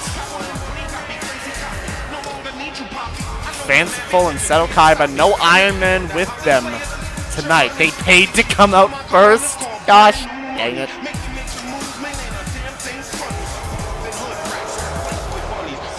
We've seen what these guys can do. Somehow they managed to beat Sephiroth and MatPat in their open challenge before Kingdom Come. They have to deal with 2/3 of that again tonight. But remember, it's one fall. Doesn't Kaiba usually have a dual monster card on his neck? Normally he does, but I guess this time around, leaving it in the back. If they face the Tyrants, Tony's coming out with a Hulkbuster watch, says Kaz. Possibly. Coming out next, it's one of them. It is Markiplier. No Jack with them tonight, obviously considering the fact that Jack will be competing in the Golden Shot ladder match at our next pay-per-view, beating the Intercontinental Champion Will Ospreay to do so. One of the YouTubers is out here. Mark, honestly, of the 3 YouTubers, he's the one with the most to prove. Man kicked out of a super finisher once. Yikes. Somebody go check on this, if you don't mind. Anyways. Here comes Mark. So he's right here already. He's got the most to prove in this matchup. Thank you, Car. Appreciate it. Mark has got the most to prove of them YouTubers. Like I said, kicked out of a super finisher against Huntrix, and then, you know, things happen. But he's got a pretty good tag team partner with him. Might not be his buddy in Jack, but hey, it's just a theory. But this guy's gonna do pretty good. Here comes MatPat. Fanciful, what? What was the need? Actually, why am I asking? It's you. This is not surprising, actually. Here comes MatPat. Also, where? You're talking like you're in the ring. Dude. Whatever. What are you? Quick as MatPat. Steps in the ring. The Theorist is looking to make a theory on those tag team champions. I mean, he's made theories on both on Bowser and Eggman and M. Bison before. I think Shao Kahn too. Wouldn't be out of the realm of possibility for MatPat to make another theory about these guys. And out third, it's the team that won the showcase match at Kingdom Come, which really kind of earned them the shot to get here. It's Sans, it's Papyrus, it's the Skelebros. Sans, I just noticed that Sans is wearing pink shoes. Like that. Why? Actually, why am I asking? It's Sans. Man was not at Kingdom Come. Weirdly enough, though, like, Sans was not at Kingdom Come. He's got the shot, but Crossbones slipped. Yeah. He was not at Kingdom Come. Crossbones was at Kingdom Come, so I'm not sure why they're not getting the shot. I'm not sure why he's not getting the shot. But who's the mystery team? Oh. That's a new theme. What is this? Oh! Oh ho ho ho ho! Well then!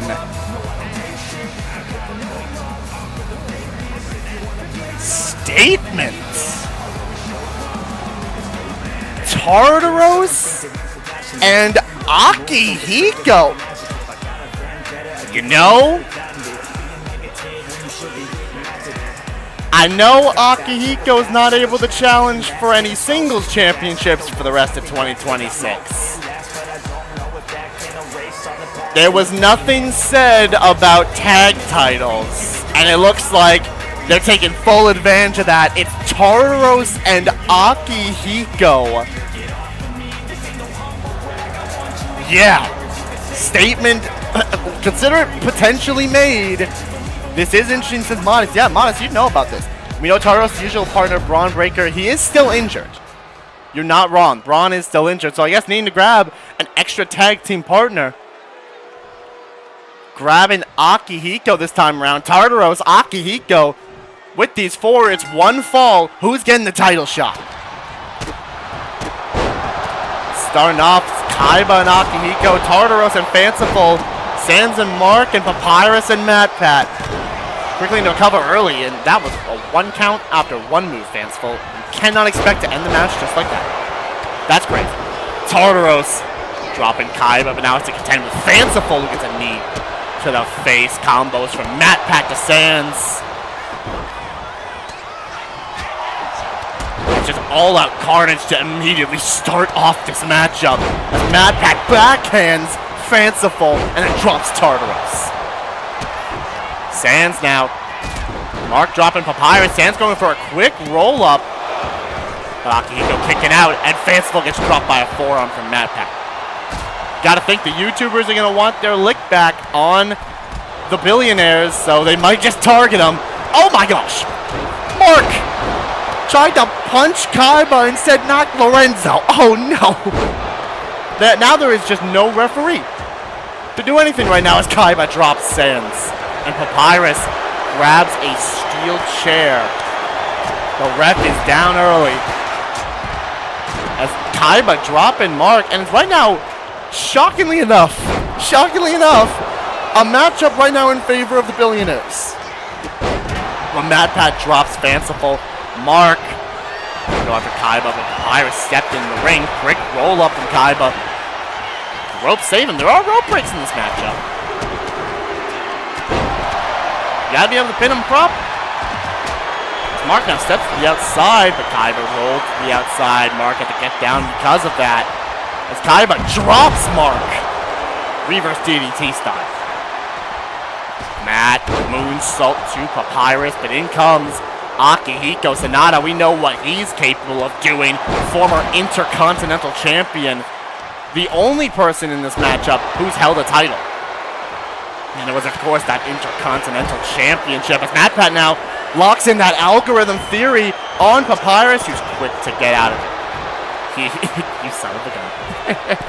There he is. I knew he'd show up eventually. As Mark, a boot to Sans, but reverse. So the end game theory can't confirm Dom's long gone, given Rogers game. Oh, yeah, he is gone. Well, I guess that would make sense. Fanciful cracked the kendo stick over the head of Tartaros as Sans drops Mark. Kick to the side of the head, though, from Tartaros. Sent away as Mark and Sans, the only ones in the ring, and the only place you can win is in said ring. Fanciful counters now, couple combos to Mark and stuns him because of it. Picks up Sans as Fanciful drops him down onto the knee face first. But Papyrus there, and look at this. The unusual tag team of Papyrus and Tartaros working together here on Fanciful. They just hate the rich that much. Which is honestly fair. They are a couple sons of a guns. And, oh my gosh. Fanciful with a pile driver onto Mark. Sans rages up and breaks up the pin.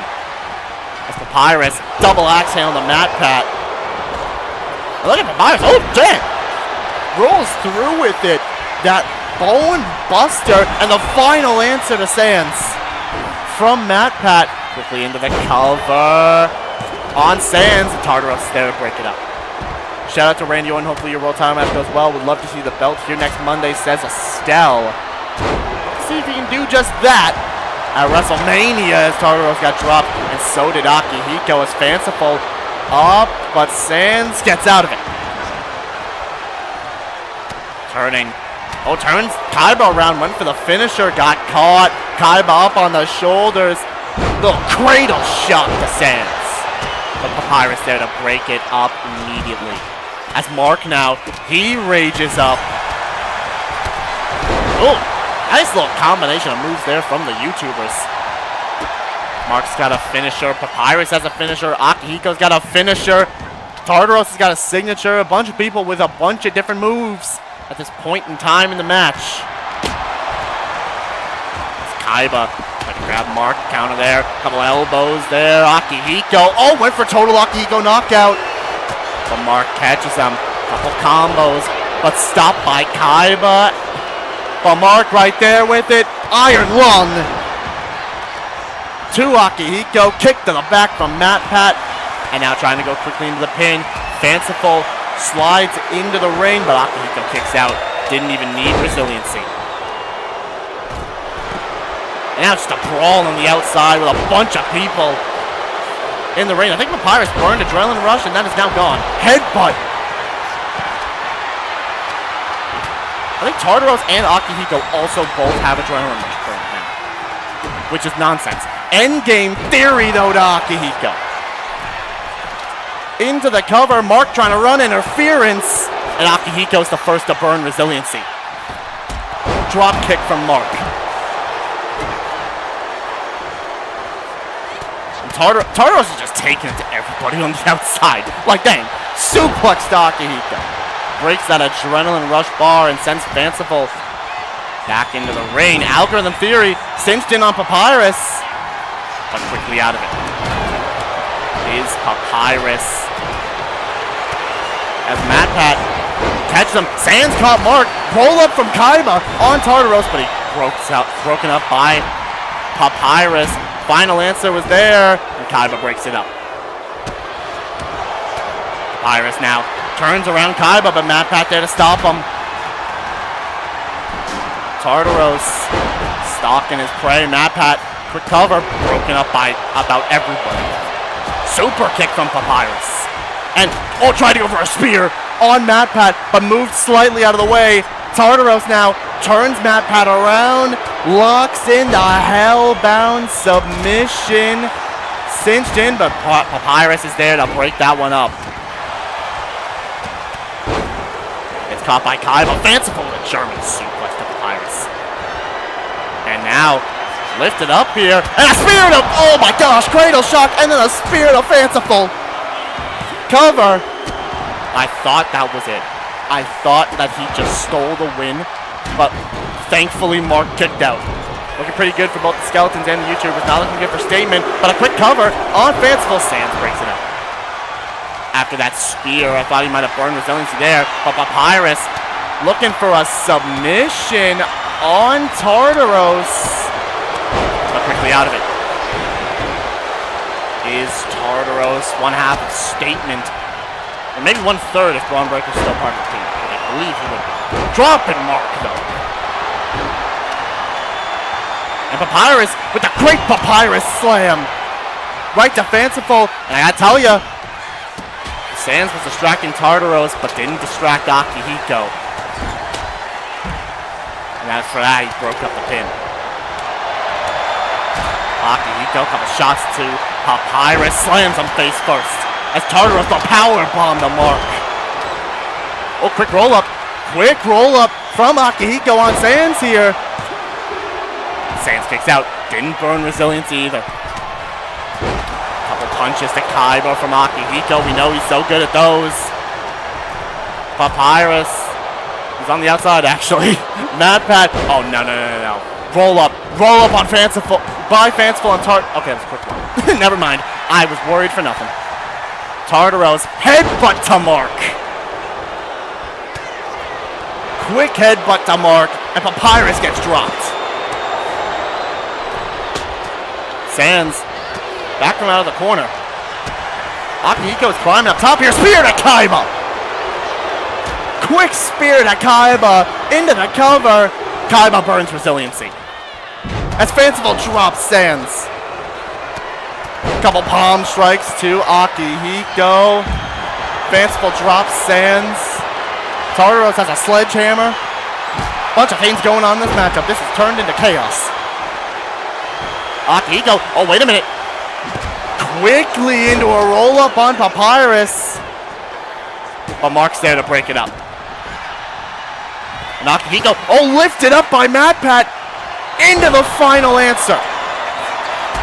Into the cover. But Kaiba's there to break it up. And Mark just a buzzsaw kick to Papyrus. Wait. Papyrus is down right now. Burns resiliency. Burns resiliency. As MatPat takes down Tartaros. Fanciful lifts up MatPat for the pile driver.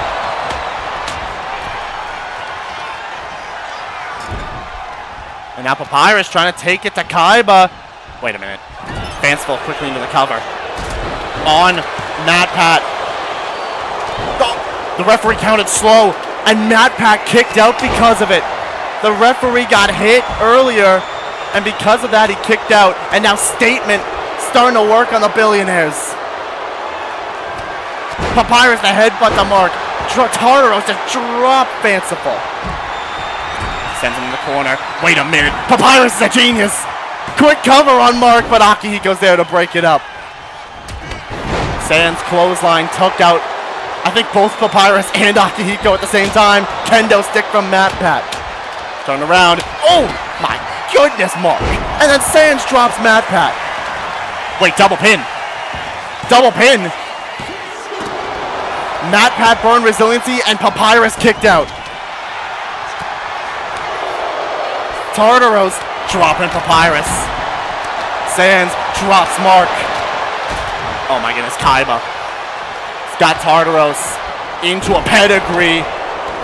Sands drops him, and Akihiko's there to break it up. Sands and Akihiko now going at it. Mark's on the outside. He does have a finisher. MatPat tried flying in, but to no avail. Mark lifts up Kaiba. I think was looking for the iron lung, but got caught. MatPat turned around by Tartaros into the headbutt. And Kaiba turned around as well. Hellbound submission. Locked in on Kaiba, but his foot on the ropes. Kaiba's foot on the ropes. MatPat set up Akihiko, though, for a little game over. Why the screen go white?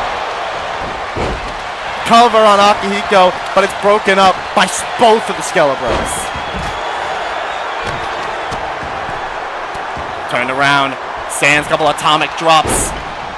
Too fanciful. And MatPat with a ripcord lariat. Quickly into the cover on Papyrus. Sands breaks it up. Knees to Kaiba. Mark now. Caught by Tartaros. Turned around. Kaiba lifts up Mark. Another cradle shock. And now I think we're going to go for the pin. Oh my gosh, Sands, you cheeky son of a gun. You cheeky son of a gun. The ref's down. Referee's down. Papyrus tried to super kick Tartaros, but Sands immediately stopped them. Yo, this is insane. This match is nuts. Atomic drop to Kaiba. Mark with a forearm to the back of Fanciful.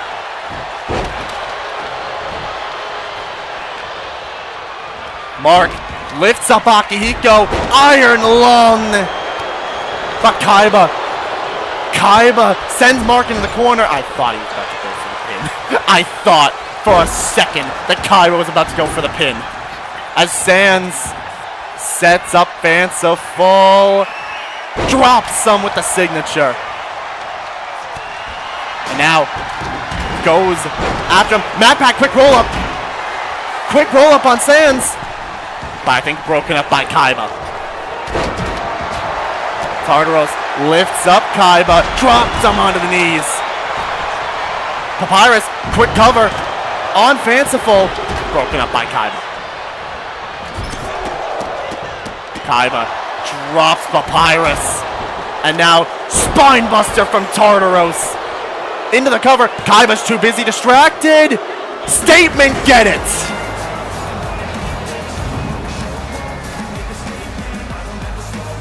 Statement, get the win, and are your number one contenders. Consider the statement made. Y'all, I'm going to tell you right now, that was Tartaros' first win. I don't even need to look at my stats. That was Tartaros' first win. Kaiba distracted by dragging Mark to set him up for a big move that Tartaros took MatPat down with a Spinebuster, pinned him, and got the win right here. Spinebuster lands. And Kaiba didn't even see it. Statement has been made. Well, we know our match now. It's the Tyrant Syndicate versus Statement in the tag team titles. 43% of you on the Billionaires, 43% on Statement, 14 on the Skelebros, and 0 on the Injuries. Congratulations to Tartaros and to Akihiko. You are our number one contenders. Statement made, and it's going crazy indeed, says Kaz. Congratulations to him. They made their mark by pinning Mark's tag partner. But now it's time for the next Golden Shot qualifier.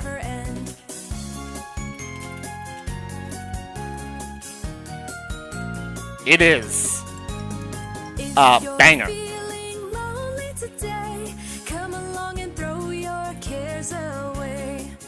It is Kazuya Mishima versus Cassius Wright. It's going to be a very interesting title match indeed, says Mr. E. It's going to be very intriguing to see what they can do now with Akihiko on their side. Kazuya, Cassius, one-on-one, Golden Shot qualifier. Let's find out who joins the three we already know have confirmed for it right now. Let's turn up the voltage and see who it's gonna be. Me and Randy were talking, I was wondering, hold on. Okay, hold on. Wonder how Cassius is gonna focus considering what's happening. That's how Statement's made. I feel Shad Braun is a part of Statement. That tonight won't be only Statement we make. Next up is taking those titles from the Tyrant, says Tartaros. Congratulations to you guys. You picked up the win. Good on you. The last words together because I ran out of letters. You know, fair enough. Here comes Kazuya Mishima. Wonder how Cassie's going to focus considering what happened with Joshua? Yeah, you got to think that. You got to think that Cassius, his focus is not going to be the same after Kingdom Come. Joshua pinned by Kokichi. Forced to join Dice. We'll see Joshua later on tonight. Actually, just right after this matchup against the world champion Jacob. Kazuya looks to get himself into the Golden Shot match. But he's going to have to take on the inaugural champion. We'll have to see if that hinders his performance skill. Listen, you don't count out the inaugural GWE World Heavyweight Champion Cassius Wright. That man can put on bangers when he feels like it. The reason why he became the first ever champion had potentially one of the matches of the entire GWE with Jay Warlen at Deep Freeze. Believe me, that was a headache and a half cutting Joshua off from Brazier Intel. We weren't risking compromising the guild. It's honestly fair. To be fair, I don't believe... I had the chance to speak with Joshua before tonight. And I'll tell you what, he is not pleased with himself. He's not pleased with the fact he has to work the dice. He's not pleased of literally anything.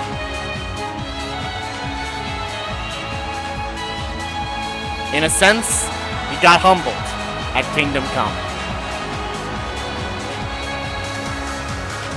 And now his dad looks to potentially get back the World Heavyweight Championship himself. And see that happen. We could see Jacob versus Cassius sometime down the road. Or maybe, hey, maybe if Jay manages to find a way to get the title back, we could see Cassius versus Jay Part 3. Could see any possibilities if Cassius can win that case. Let's find out if he can right now. As Kazuya straight away takes him down. I think it's been a theme with these qualifier matches. Somebody's gone straight out the gate with some quick offense. And then immediately into some chain wrestling. And this time Cassius taking the quick advantage. Why do you think I've been focusing on myself more of a Cyber Guild? Nah, fair enough. Fair enough. Blocking the headlock is Mr. Mishima. Twerking it back as well. If Kazuya can prey on probably the mind of Cassius in this matchup, he could be able to snag a victory over the Divine Blade. Off the ropes underneath, over top. Rolling wheel kick from Kazuya. Quick flip with that one. Couple strikes from Mishima, but a counter by Cassius. And they lock up again.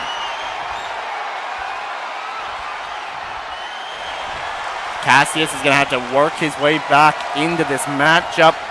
He's going to have to work his way back both physically and mentally. Something like that, something would happen at Kingdom Come, it messes with somebody. It messes with someone's mind. Seeing that happen, it affects someone. It affects Cassius a lot. So he's going to have to stay focused if he wants to get his shot. At least you're more sensible than your brother. Who knows, maybe Joshua will decide to step away forever. I don't know. I mean, Joshua's not one to quit. That as much as I know about Joshua. He's not one to quit. But you definitely got to think he's definitely regretting his actions. As Cassius now grabbing at the arm of Kazuya. They've been chaining this entire time. A couple shots to the gut. Stopping that in its tracks. Enziguri, though, from Cassius. And here we go. This is what the world champion, the former world champion, is going to have to do. Who says won't change after this? You never know. Kokichi's one who would want him to change. That would be concerning if he does. Into the cover. Off that suplex into the corner kick out. We might see a whole different Joshua after everything. We might see that. It'll depend on really how Joshua's headspace is. As Cassius sets up Kazuya. We know his headspace has got to be in this matchup right now and doing just that. Punches right to the head of Kazuya. Mishima. Moonsault avoided from this demon. Not saying anything to do with the rest of Trail Series spoilers. Yeah, fair. Stomping on the arm is Kazuya. Now he rages up. And looking for a submission here. Triangle choke applied. And Cassius quickly out of it. Has a signature built up, but Kazuya's got that finisher. But he tosses him away. Overhead belly to belly from the Divine Blade. And I tell you what, he's lining up. There's that super kick. And Kazuya stunned Goes up top. Void and Helix. Delivered to Kazuya. Quickly into the cover. And that is resiliency burned on Kazuya Mishima. SC Remake can't come soon enough. Oh, yeah. I'm excited for that. That's going to be good. Cassius lines up Mishima. Drop kick is avoided, though. Resiliency burned quickly. And oh my gosh! Electric Wind God Fist from Kazuya Mishima. Oh my gosh, dude. Into the cover. Kick out at 2 by Cassius Bright. No quit attitude is something you can beat out of someone. That is fair. You can't beat a no quit attitude out of somebody. You can mess with them mentally with that, but you can't beat it out of them, so to speak. As Kazuya sending Cassius to the side, but a kick to the gut from him. As Cassius now sending Kazuya away. Count of 5 now, Clarabelle. Counting this one fairly. Waiting for these two to get back in the ring as Kazuya hits that knee right to the head of Cassius. Connected right on the nose and now climbing up. We don't see him fly all that often, but when he does, it lands effectively.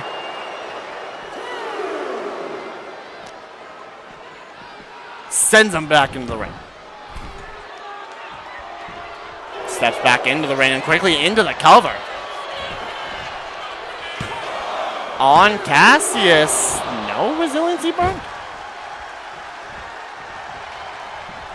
And went for that. Oh my goodness. Cassius ducking the first kick, didn't duck the second one.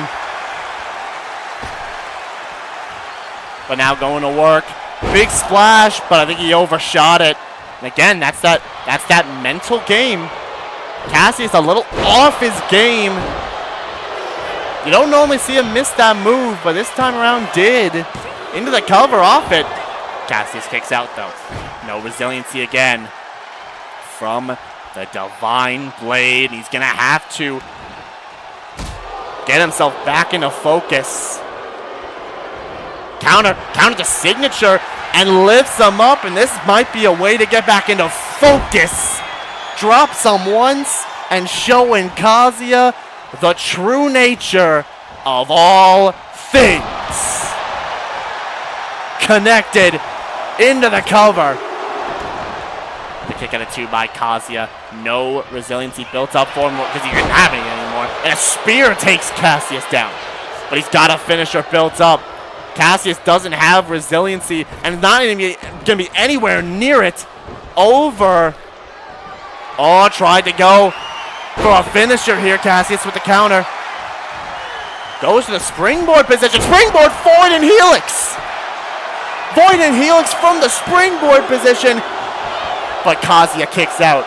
You gotta think, maybe if he went to the top ropes, got a little more height on that Void and Helix.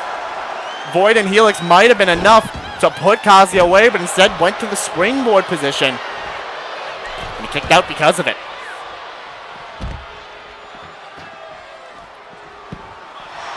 The double axe handle caught, kick staggers Mishima. Counter though by Cassius. I'll tell you, these two starting to cook up a little bit here. Up on the shoulders. Dropping down onto the apron. Cassius calls for Kazuya to get back up. Sizing up, and he's gonna fly in cross body. And an elbow drop right afterwards. Has a finisher built up. Doesn't actually send Kazuya back into the ring, but drops him the back suplex and stuns him. Elbow drop on the outside. Count of 8. As Cassius now sends Kazuya back into the ring. And climbs back up. Has not gone for the bracers hold a single time in this matchup. And I thought might have been looking for Void and Helix. Instead calls for Kazuya to get up. Hurricane Rana from the top. And into the cover right afterwards. Is that going to be enough to put Kazuya Mishima away? No. Kick out at 2 from Kazuya. Turns him around. Counters. Whatever he was setting up there. Turns him around again. Oh my gosh, the headbutt. The Iron Skull from Kazuya. Cassius kicks out. No resiliency burned either. Has a finisher though, does Kazuya. And could look to use it. But Cassius with the counter. Countering. Whatever he's going for there, hits that drop kick. And now goes to the outside. Cassius calls for Kazuya to get up and runs in right for that slingshot spear. But he got countered, and now counters out, looks to show him the true nature of all things again, but Kazuya reverses it back. Electric Wing got fist, but Cassius moved a little bit, but this time he didn't miss the second time. Cassius doesn't have resiliency. Kazuya gets him. And he's going on to golden shots. The mental game of Cassius. It might have got to him in the end. It's becoming close, but not anymore, because Kazuya, he hit him the one time when he needed to with that electric wind god fist. Cassius didn't have resiliency because he went for the true nature of all things. And that was the end of it. Kazuya picks up a monumental win over Cassius Bright. You gotta think now, with everything that's been going on with Cassius, what is next for him? He's lost the opportunity to challenge for the title. He's lost his son to Dice, albeit forcefully. Now he's lost tonight. What's next for the Divine Blade? That's the real question that we're gonna have to figure out. 71% of you on Cassius, 29 on Kazuya. Seems Cassius wasn't enough of a clear head to get the win. I said it. Something like what happened at Kingdom Come messes with someone's mind, and it did tonight for Cassius. Kazuya gets the win. And speaking of, if anything's gonna mess with Cassius' mind anymore, it might be the next match. The world champion is in action. It is Jacob going one-on-one with Joshua Bright. Why do I feel like the only Bright family member with their head on straight these days? I don't know, Estelle. It's an odd state. But Joshua, one-on-one with Jacob. Could you imagine? Did both former world champs lose their matches today? They did. But could you imagine if Joshua is able to pin the world champ? That could create quite an interesting dilemma if he does. Let's see what happens tonight. Joshua, Jacob, one-on-one. Here we go.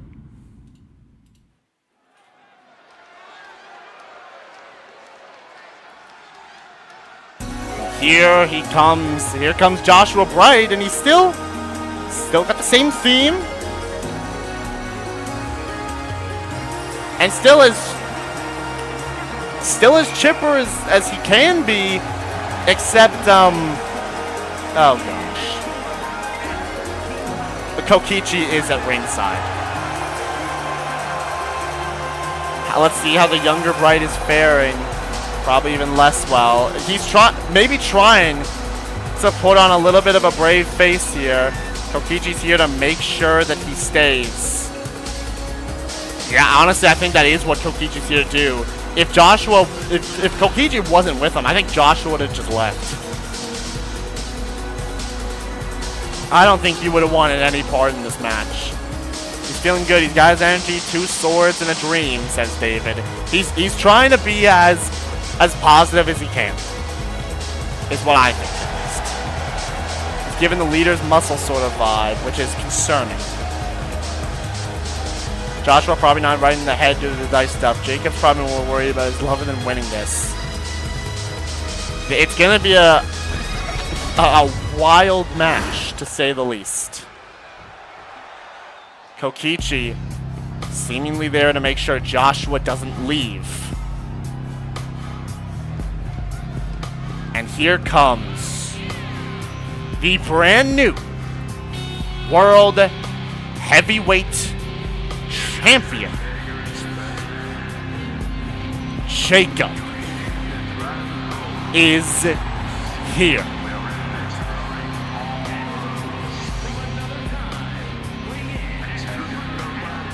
The title around his waist. He said he'd have the ringmaster's head on a silver platter. And he did just that. Not only did it, but did it in 6 minutes. Quickly decimated the ringmaster in the main event of Kingdom Come. I wouldn't know, he hasn't checked in at my place since the MLE, though I kind of sort of gave his room to Moon. Dang. Let's hope he did not hear that.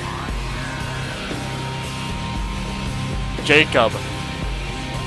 There he is, title in hands. He earned that title at Kingdom Come. Now, can he do what he does best and fight his darndest to get a win? If he can win, proves a lot of things, but if not, that could mean a ton of things for him too. Especially with #1 contenders starting to line up with Liu Kang and with Midoriya. If anything, I bet Joshua's more focused on finding a way than listening. You definitely think so. He might find a way to leave. He might just try to find a way to see what he can do tonight. Here we go. As Joshua starting out running in quick at Jacob. Hurricane Rana early, but Jacob steamrolls through him afterwards. Turned him over. Counter there. Oh, quickly into a Kimura lock. Jacob trying to quickly grab the arm of Joshua, but right out of it. Springboard moonsault from Joshua. Like we talked about with Cassius, is Joshua going to be in the right headspace for this matchup? Or at least try to be. As Jacob kicks him at the leg. I think Kokichi tried to get on the apron a second ago. But Jacob was too focused to do anything about it. Joshua with a double axe handle to him. Right to the back of Jacob's head. Calls for him to get up. Lines him up. Drop kick.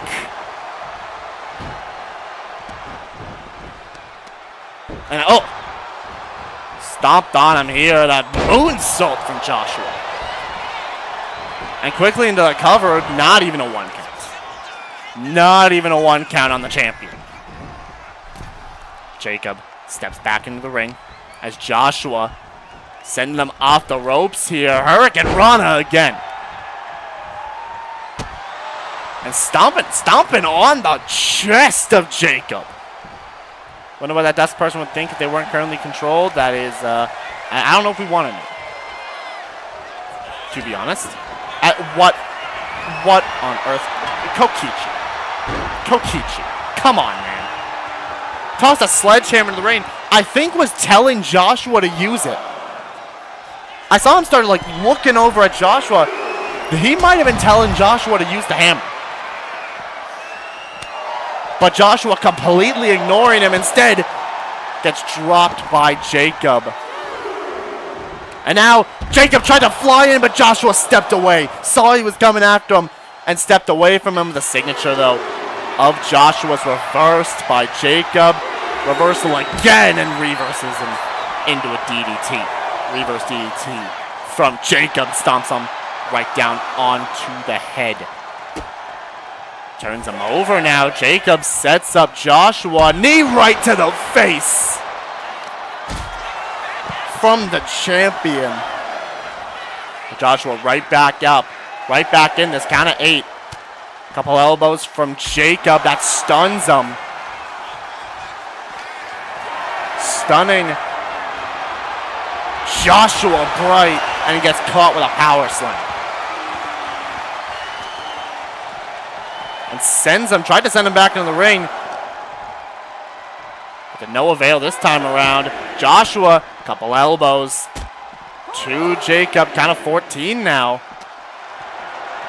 Joshua up on the shoulders. Jacob drops him down. I may know what may also happen if Joshua does indeed win here, but I won't say out loud. Count of 17. And Jacob stepping to the outside. But didn't actually count. But Joshua does get back into the ring. Raking at the eyes. Raking at the eyes of Jacob. Tried to send him up though. Jacob with a counter. Goes into the corner, firing up clothesline. From Jacob. Off the ropes. Goes Joshua.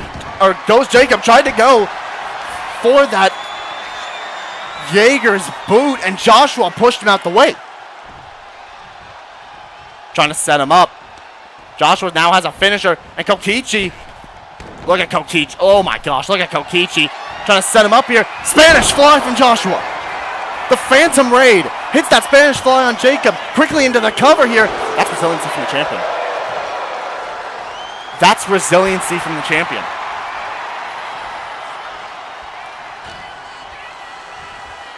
Joshua turned this around so fast.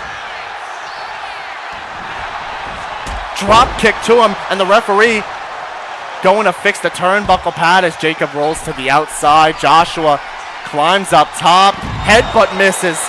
Champ's not looking good, but Joshua's done this under his own power. Punch from Jacob. Steps back into the ring. Joshua does not have a signature built up yet, but is very close to getting one. But a counter by Jacob. Couple shots to the gut as Kokichi watches on. Counter. Joshua with the signature to Jacob and drops him. He stuns him. He stuns Jacob. That cloak and dagger. Kokichi's just removed the turnbuckle pad again. And Joshua's locked in the braces hold. Braces hold locked in on the champion. Is Jacob going to be forced to tap out here to the bracers hold? No. No, he doesn't. Joshua lets it go. Climbs up top. The champion's in trouble now as Joshua calls for him to get up. Crossbody as the referee now focuses on the turnbuckle. Kokichi had fixed, but he goes into the cover afterwards, and Jacob kicked out at 2. Crossbody to him. Yeah, if the referee was just a bit quicker, maybe Joshua would have got him there. But Kokichi not paying dividends. Hits that dropkick though, he's got another finisher. But Jacob, quick reversal. Joshua's back up. Turned around and set up for the Tegu Fang. Plants him down with it. Into the cover on Joshua. But it's not resiliency. It is not resiliency from Joshua Bright just yet. But Jacob's gone to the corner. Looking to set up for that hidden blade. Plants him, caught him with it. Flush on the back of the neck. Cover on Joshua. And that is resiliency. But keep in mind that Joshua has a finisher. Jacob lifting him up, deadlifts him into a powerbomb. And now climbs up top. The champ has turned this back around and calls for Joshua to get up. Jacob looking to fly in, hits that chop. And look at Joshua, instinctively to make sure he wasn't going to go for a pin, put his foot on the ropes. just to make sure Jacob couldn't go for a pin and end this thing. Couple stomps now from Jacob to Joshua. And Joshua rolls to the outside, but Jacob quickly saw he was going to do that and followed him out there. Stomps on the arm of Joshua and sends him back into the ring. Joshua could be in trouble now. Jacob lifts him up off the ropes and missed it again. Missed the Jaeger's boot again. Joshua's got that move scouted. But Jacob's back up. Back up on his feet. Joshua, though, that double super kick. Double super kick from Joshua. Quickly into the cover. On the champion. Joshua's just pinned the champion. Joshua has just pinned the champion. All on his own power.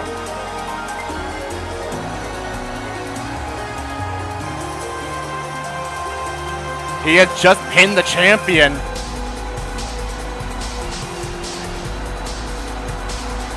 Joshua, at the end of the day, he did this all on his own power. No full assistance from Kokichi. He tried to help a couple times, but really it kind of hindered Joshua more than it helped him.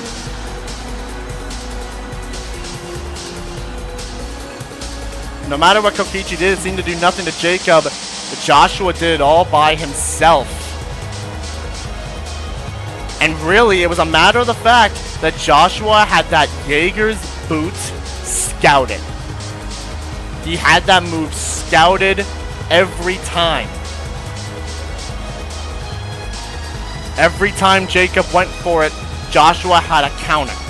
And that allowed him to get the job done and pin the champion with that twin Shadow Fang double super kick. Wow. Joshua does it. 71% of you on Jacob, 29% on Joshua. What's that gonna mean for him?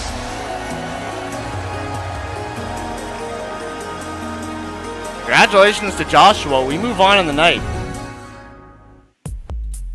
Some interesting things going down in that matchup there. We'll have to see what unfolds because of that. Now, though, we move on to our second women's golden shot qualifier. Joshua, yeah, he's just quickly put himself into that world title scene. How's that going to affect the champ's mindset? We'll have to see. What does this mean? We'll have to... I don't know, man. We're going to have to figure out when the world's going to happen there because of all of that. But now we got our second women's golden shot qualifier. Is the Raiden Shogun one-on-one with Sailor Moon. Who joins? Cammy, Moon, and Mileena. In that match, we're going to find out right now as we turn up the voltage. Both of them already in the ring, and the match quickly underway. Ryan just sent Sailor Moon into the ref. You gotta be kidding me, man. Sending the Sailor Moon directly into the referee, and these two battling on the outside right away to quickly start off this matchup. Sweeping the leg of Sailor Moon. Moonsaults. Bobby just got obliterated in a second. That's a start and a half. Here we go. Roll out of the way. As Raiden Shogun wanted to get that early jump on Sailor Moon, but right now, it might be backfiring. Back and forth they go. As now Raiden steps into the ring, so does Sailor Moon, and the referee's back up. Bobby is okay. He's back up on his feet. Oh, set up here. Look at Sailor Moon up on the top, balancing into a DDT. Quick offense from Sailor Moon. And a kick out by Raiden Shogun at 1. The Electro Archon. And the Moon Prism powers of Sailor Moon. Which one will take that advantage? Which one will go into that ladder match for the chance of a lifetime? The woman who couldn't pin me as a contender or a champion. Dang, Flair, really? Every time Ryan Shogun fought Flair, yeah, technically hasn't pinned Flair, but did not lose those matches. Remember that. As Ryan pushes Sailor Moon quickly into the corner. And we get a clean break. Clean break between these two. But gets pushed right back into the corner. And a boot to the face from Raiden. But, oh, okay. Sailor Moon actually catching it and pushes the Ryan Shogun down. Calling for Sailor Moon, or Ryan Shogun, to get up. Drop kick from Sailor Moon. And now lining up. What in the world is that? Oh my gosh, tried to turn a curb stomp, and Ryan turned it into an RKO. Shout out to Randy Orton with that one, as Moon with a rose plant. Right to Ryan, now waiting for the Electro Archon to get back in the ring. And Ryan taking her time. Saying, I'll get back in here on my time. Or really might have just baited Sailor Moon to step out of the ring. But counters from both of them. Kick caught, swept down. Picked up again. Ryan sending Sailor Moon into the steps. Picked up again and tosses her away. Count of 3 now. Ryan, you are not making that. Ryan, I don't know what you were thinking. Couple kicks from the Moon Prism. Hits that forearm to the side of the head. Now a couple elbows from Raiden. Going to work here. Elbow caught. But Sailor Moon, look at this. Picked up Bang-a-Rang. The Crescent Moon Crash from Sailor Moon on the outside. And Raiden is not looking right now. Set up here. Sailor Moon drop kick. And flies in. Not enough to hit the moonsault. Went a little too far away with that one. Counter though from the Raiden Shogun, the former champion. Could be in trouble here. Look at that. Fall away. Moonsault from Sailor Moon up on the top. But caught. Oh, went for an eclipse. Went for an eclipse on the top ropes. But caught by Raiden. Under. And over. And through. Drops her. So the height on that one isn't doing great. So much of a fall for a former champion. I'm not even competing. Yeah, seriously. Many moonsaults? You ain't even fighting this one. That's crazy. Countered. Kick to the gut. And a little bit of a lunar combo from Sailor Moon. Up on the shoulders. Tucks the legs. A little cradle shock. To the Raiden Shogun. And she cut the power. Using those electro abilities to drop Sailor Moon. Full Nelson slam. And up and tossed. Those electro vision powers coming to great effect in this matchup. Back elbow. Has a finisher built up. We know she likes to go for that Eye of Stormy Judgment and could be looking for it now. But a counter from Sailor Moon and looking to mount a little bit of a comeback in the corner. Oh, point at a target. Elbow in the corner. Went for the kick. Caught by Raiden Shogun. That would have given Sailor Moon 3 finishers if she hit that one. Into the cover. Kick out. Watch the electro powers. Yeah, it is a mini migraine to do that. Trying to put the feet on the ropes here. Kick out by Sailor Moon. Turned around. Set up, could be looking for lightning strikes twice. Cover. Kick out of 2 though. Not enough to put her away just yet. Back of the head. Sent into the turnbuckle. Oh, a little float over DDT. Ryan slowly beginning to turn this back into her favor. The cover off that little DDT kick out at 2. From Raiden, no resiliency. Keep in mind though, Sailor Moon's got 2 finishers and looking to line up a moonsault, but whiffed on it. And a German suplex from that Electro Archon. Off the ropes in the corner now. Setting up, no countered by Sailor Moon again. Kick to the gut, up and down, little suplex. Has 2 finishers, not using either one of them just yet, but sets up for a little rose plant. And now climbs up top here for that Starlight Moon Stomp. The height on it into the cover. Raiden burns resiliency, and I want y'all to keep in mind that Sailor Moon's got another finisher. This is women's wrestling here tonight. Up in a power bomb position.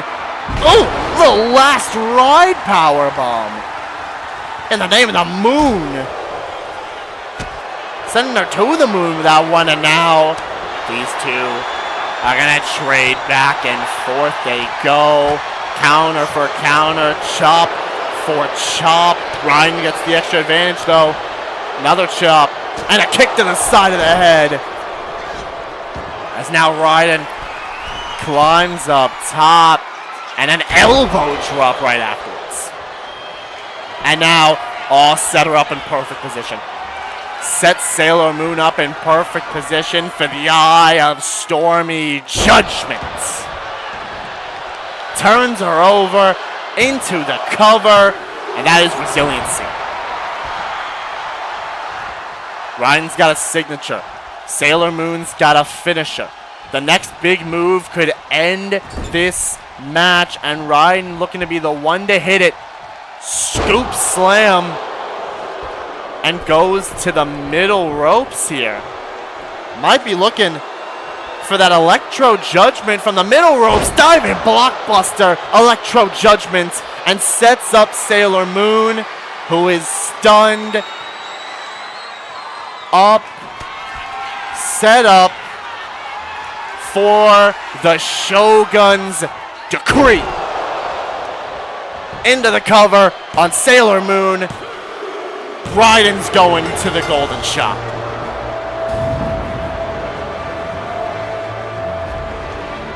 What a performance from the Raiden Shogun. And what a performance from Sailor Moon as well. But the former champion has a shot to get the title back. And I see that 100% of you voted for the Raiden Shogun. Wow, how about that? Oh, there's only 3 of you. 100% on the Raiden Shogun, who picks up the win over Sailor Moon.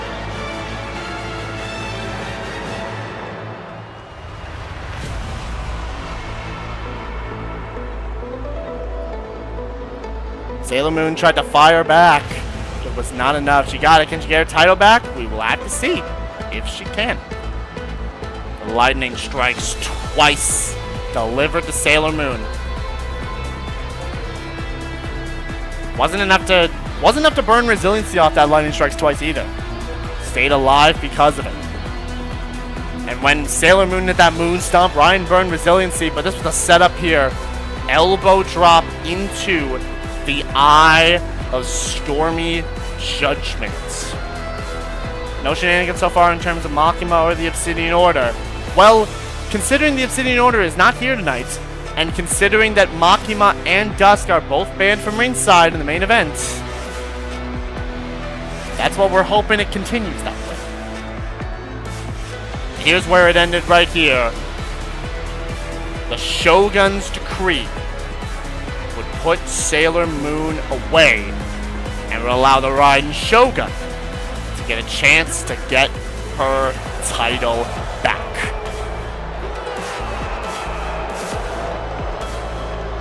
No order, no tyrants. Tonight's been shockingly... It has been shockingly calm, and you know what? We'd love to see that. Congratulations to the Raiden Shogun.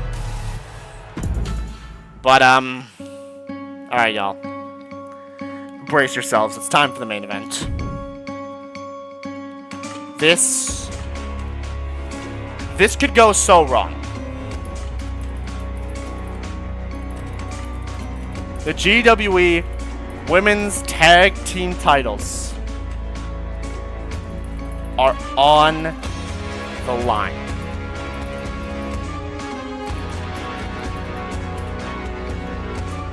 The challengers, Susie and Android 18 of Control, versus the champions, Pretty Lethal. Yuffie and Yor against Android 18 and Susie. This could get very, very bad, depending on the outcome tonight. We'll have to see who walks away with the victory.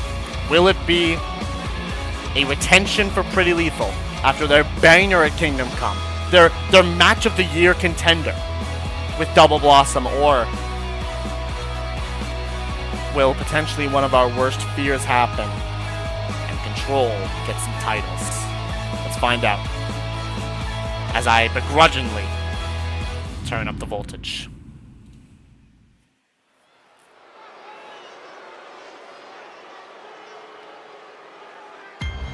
Here they come. Here come the challengers.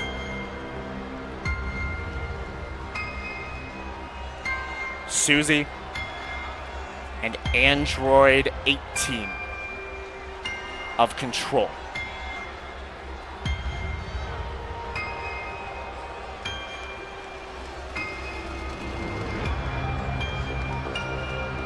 A dangerous team. We've seen them against the DDLC girls. They fought in Bloodline rules, and it would see them pick up the win with Makima making Monica pass out. It really is just these two. We said that if Makima or Dusk was at ringside, then not only would they, then their title match would be off. If they were at ringside, the title match is off. So they have to do this themselves. No help from their Control teammates tonight. And here come the champions. Here comes Yor and Yuffie. Time to watch all of them. It's only a matter of time, says Chaos. It is only a matter of time. And it concerns me with everything tonight.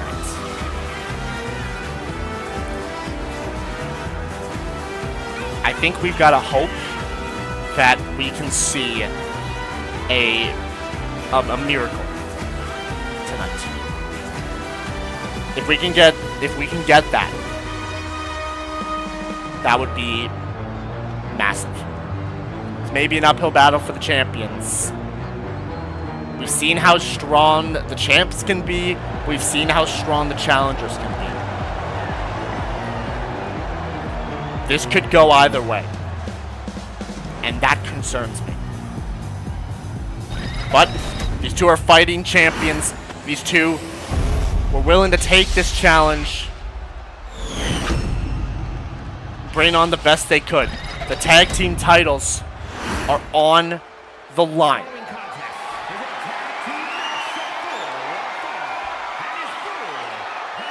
The belts will be on the line tonight. I don't like the fact that you're rooting for them, Marcy, I think. Susie and Android 18 of control. Could they become our next tag team champions? Or this match may as well decide the fate of this show's entire women's tag division. Honestly, Prime, I think you're right. This match really is to decide the fate of the entire women's tag team division. This could be a great night, or this could end horribly. The tag titles are on the line. Lorenzo holding them high. Expecting an attack? No attack. Android 18. Yuffie. Here we go. Titles on the line. I guess no point to hide it now. Hi, hello, Prime. I've heard about you. I heard about you from a couple people. So I figured the P kind of did it. Was wondering when you got here. Yeah. Good to see you. Tag made to Susie. Flying in shoulder tackle.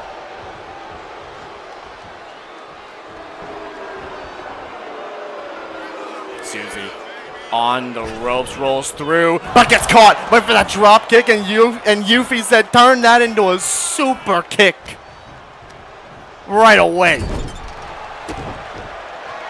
I figured you heard of me from at least Moon Mage. Yeah, I've been watching. Get here. Yeah, I heard about you from Moon Mage. That's one of the people I heard from you about. I think Chaos also talked to me about you as well. You're the one Moon kept talking about. Yeah, that is the Prime. As you're tagged in just a bit ago, and now calling for Susie to get to her feet. You're looking to fly as well. There's that drop kick. Now tag made to Android 18. Couple kicks from Yor into a little German suplex. And now, there you go, Yor. Little shot right to Susie.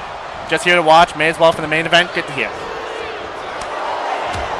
Good to hear you're here to stick around and watch things happen tonight as you're dropping Android 18. I got a quick sip of water. Hydrate, y'all. My call for y'all, if you got water beside you or some sort of drink, hydrate. We've been in for a good one tonight. Yuffie tagging out to Yor, setting up a little doomsday device. From the tag team champions as Yor kicking away on Android 18 with those heels. Speaking of tag teams, Moon will be fine with just us. Should we consider recruiting, says Estelle. Huh. Very interesting stuff that I have seen. As Yor, what happened to Android 18's arm? That was weird. Clothesline. I think she might have it might have come out of her socket and she just put it back into place. Nonetheless, tag made to Yor double super kick. But right to the corner and tag made to Susie. Quick roll up on Yor. Kick out at one though. Quick kick out at one. Susie off the ropes underneath. Over top. Drop kick. Right to Yor Forger. And now mountain on top. Couple punches to the assassin. And a slap right to the face. Counter though by Yor. Look at that. Oh, little crucifix slam. But Susie back up. But gets, oh my gosh. Gets tossed. Flying into the air from Susie. And now stomping on the arm of Yor. Sent into the corner now. And tag made. In comes Android 18. Double team from these two. Double back elbow. But Yor back up on her feet. Not gonna give them a second to breathe. Elbows to the gut of Android 18. Sent into the corner of Pretty Lethal. And the tag's made to Yuffie. Double team. Shoulder tackle. Grabbing at the arm. The legs. Sorry. And then pulling at them both. completely different body part. And now stomping on the arm of Android 18. The champs have a pretty good start. Target Android 18. Tag made to your set up. Little midnight hour. And honestly, you are right, Prime. That is a pretty good strategy. You target Android 18. You can get the powerhouse away. You can make sure Susie doesn't enter the matchup because she's a game changer. And Android 18 busted open as well off those kicks from your, but the signature reversed. And a drop kick from Android 18 on the outside. Count at what on earth? Removing the turnbuckle. Just jumped up to remove the turnbuckle pad. Couple kicks. More kicks from Android 18. As you're sending Android 18 away. Count of 10. As Susie enters the match, I'm guaranteeing the match tied. Completely shifts to the challengers. As Yor drops Android 18 with the DDT. Grabbed by the back of the head. Android 18 tossed back into the ring by the champion. And Susie tried to block her from getting back into the ring. Susie trying to distract. And now tried to toss Yor in, but Android 18 realizing you can't win the titles if you count them out. Rolled back out to make sure that wouldn't happen. Oh my goodness, wait a minute. The referee's checking on the turnbuckle pad, trying to fix the turnbuckle. But Yor trying to take advantage of the situation, trying to make sure that they can't do anything devious here. But this might not look good for them. Because Susie's been tagged in. And like we said, this is the game changer. Susie with the clothesline into Yor, into the corner. And the power game of this dragon. I pretty much heard Yeeteen yelling, Susie, the heck are you doing? Here comes Susie. Going to work on one half of the champions. Up on the top ropes. Stuns Yor Susie up top. Looking for a little superplex to Yor Forger. And quickly into the cover. On your center of the ring here. Kick out of 2. Yuffie did not step into the ring, thankfully. Up. Slammed down. This is not what the champs wanted. It's exactly as I said, but Android 18 tagged in, and so is Yuffie. Yuffie now tagged in. The freshest competitor in the entire match. Sends 18 into the corner. Up on the top ropes here. Yuffie could be looking to set up here for a little Hurricane Rana off the top. But 18, quick roll up. Quick roll up, but immediately Yuffie kicks out. Tried to set her up there, but Yuffie moved out of the way, turns 18 around, forearm to the face, and it stuns her. It stuns the android. Climbs up top here, but Susie was there to stop it. Susie was there to push Yuffie off the top ropes and make sure that she can go for any high-flying offense, and that allowed 18 to recover. German suplex to Yuffie.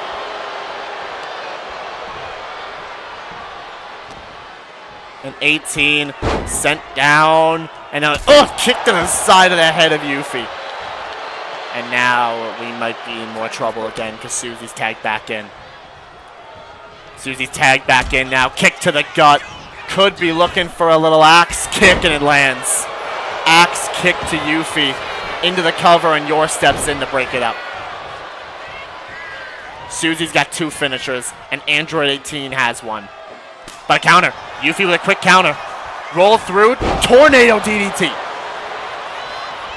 from Yuffie.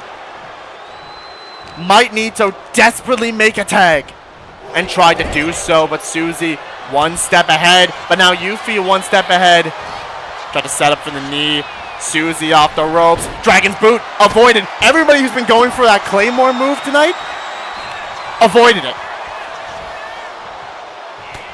But Susie turns Yuffie around and just tosses Yuffie across the ring. And the tag made. In comes Android 18, but not enough to make the tag, not enough to stop the tag. Yours back in. Android 18 already also busted open. She is leaking. Has a finisher. Yor is stunned, and Yuffie trying to provide just a little bit of a distraction to allow Yor some time to recover, but gets caught with a kick from Android 18. Not enough time for Yor to fully recover. And quickly into the cover afterwards. On Yor, not even a 2 count.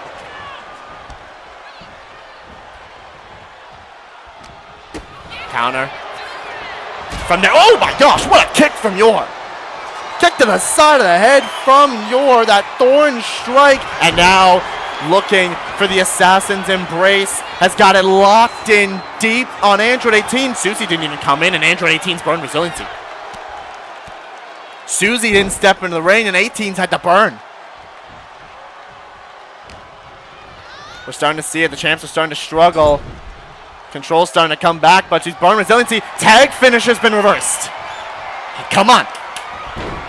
Android 18's already burned resiliency in this fight, but now Susie's tagged in. Susie sends Yor to the outside and dusting off her shoulder like it's nothing. And now dropping Yuffie as well. Both champs are laid out. But Yor's starting to get back up. Gets back in the ring. Both of them have a finisher. Susie, couple shots to Yor. Up and down. Power bomb to Yor. Still has that finisher. Built up, does both of them. And this might be bad. Tag finisher though, got reversed again. Tag finisher's been reversed for a second time. Headbutt caught by Yor. Starting to fight back here. Flapjack puts Susie down. And goes to make the tag to Yuffie. Has a signature, has a finisher. Susie's raged up, but the signature's been reversed by Susie. Yuffie, quick roll up on Susie. Trying to sneak this one here, but Susie reverses the pressure. Quick roll up of her own. Stacking Yuffie up, kick out at 2. Kick out at 2 by Yuffie. Stepped out the way. Champions are doing everything they can. They are laser focused to make sure that the titles stay with them. Send to the corner. 18 tried to get Yuffie, and Yuffie stopped that, making sure that tag finisher couldn't even hit as Susie now goes off the ropes. Senton delivered to Yuffie into the cover, and Yor's got to come in and break it up again. Yuffie though pops back up. Rolled through. Slide in with that DDT. Tilt-a-whirl into the DDT. And now Susie could be in trouble. But no! Dragon's boot from Susie out of the corner. Cover on Yuffie. Yuffie's burned resiliency. Susie's got another finisher. Headbutt. 18's been tagged in, and Yuffie staggering to the ropes, and a boot sends Yuffie to the outside. Yor already came in earlier. Yor came in to break up the signature, and that dragon's boot was there. Oh no, that's the finisher. No, feet on the ropes. Yuffie kick out.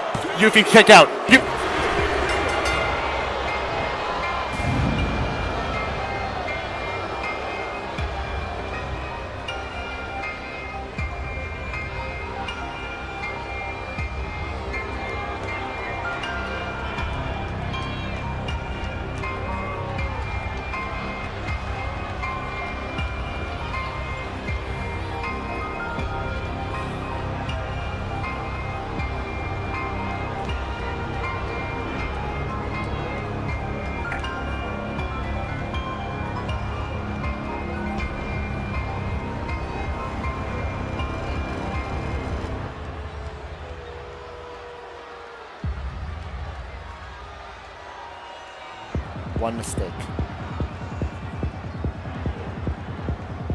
One mistake was all it took.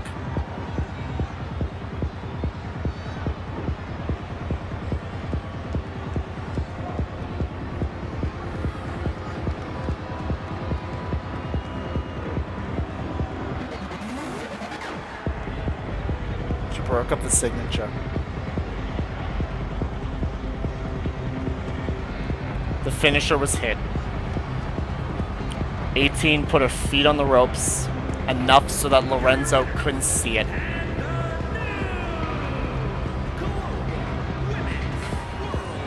And we've got new tag team champions.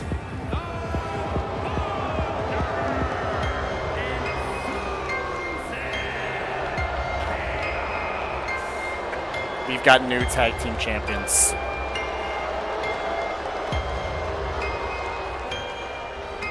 The title reign of Pretty Lethal has come to an end. We really should stop giving these people. It was in the match. It was in the match that Makima and Monica had. Monica, DDLC could have had this shot. That's what we were banking on at Kingdom Come. We were banking on that.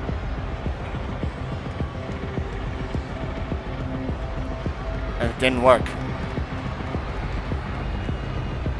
And that's only the first one. If there's light in this, Pretty Lethal can demand a rematch.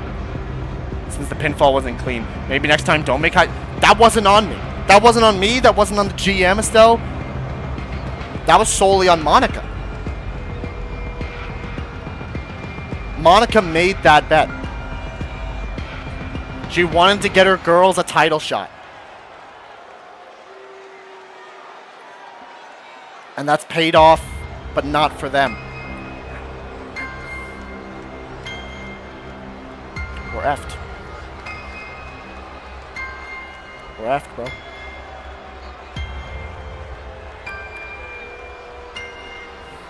We're screwed. 75% of you uncontrolled, 25% on Pretty Lethal. Y'all are sickos. 75% of you on control, y'all are sickos. That ends the show. Let's go over it.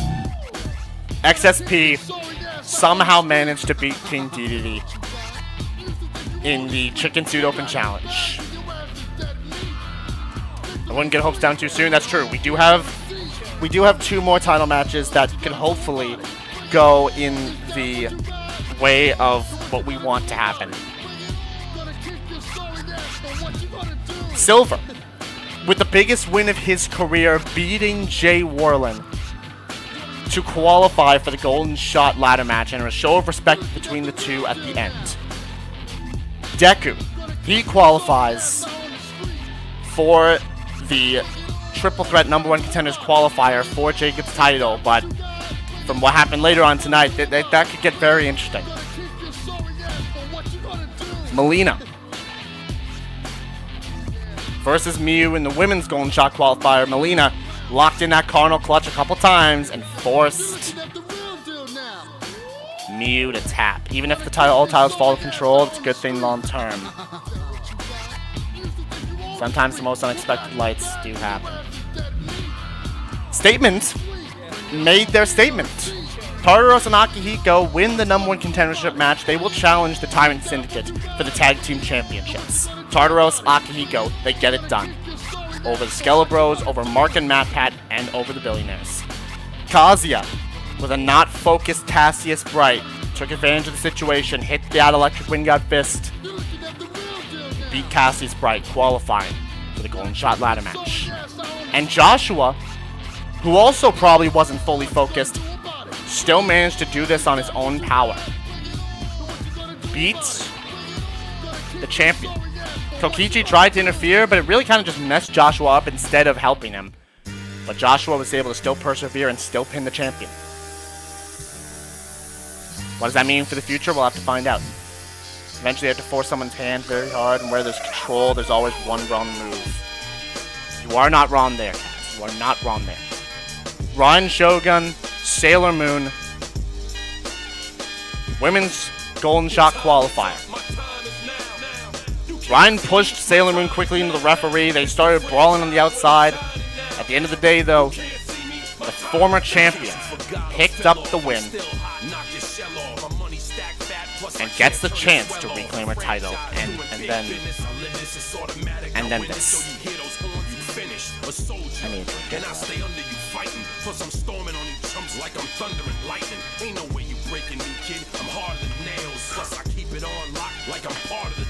let's check the news. Let's check the news. New tag team champions.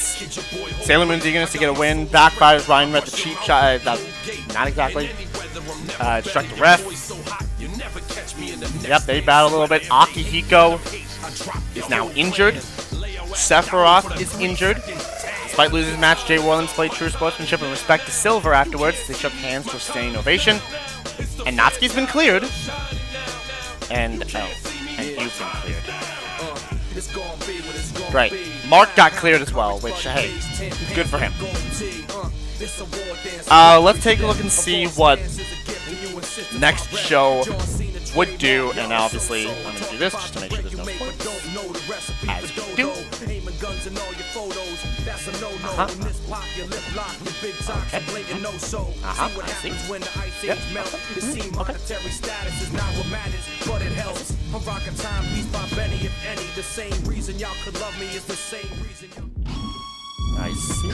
I see.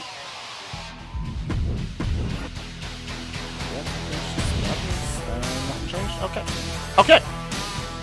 So, for the fun show, sorry for the tyrant. No worries, Estelle, no worries. Let's take a look. So, here's what would the show have looked like. It would be a fatal 4-way to kick it off. Mileena, Sayori, Estelle, and Urza. Nice little fatal 4-way match. It's pretty good. I actually like that fatal 4-way match. Could go off, honestly. Yes, Clover. Drop him on his head. Dominik versus Clover 1-on-1. Very fun. Saya versus Ryan. Remember, Saya does have that chance at either the Intercontinental Championship or the Tag Team titles. Pretty fun matchup right here. The RK opening versus Scarlet Justice in Tag Team action. We did see this last week. Just not here. Jay versus Silver again. Honestly, from what they did tonight, I would not be shocked if they ran it back. It's a good match. The Skelebros versus Double Blossom in tag team action. Alright, I see the vision there, 2K. Now this is fun. Chun-Li versus Moon Mage 1-on-1. Moon, part of the Golden Shot ladder match. Chun-Li, of course, the champion. This tracks. Ilya and Kenny.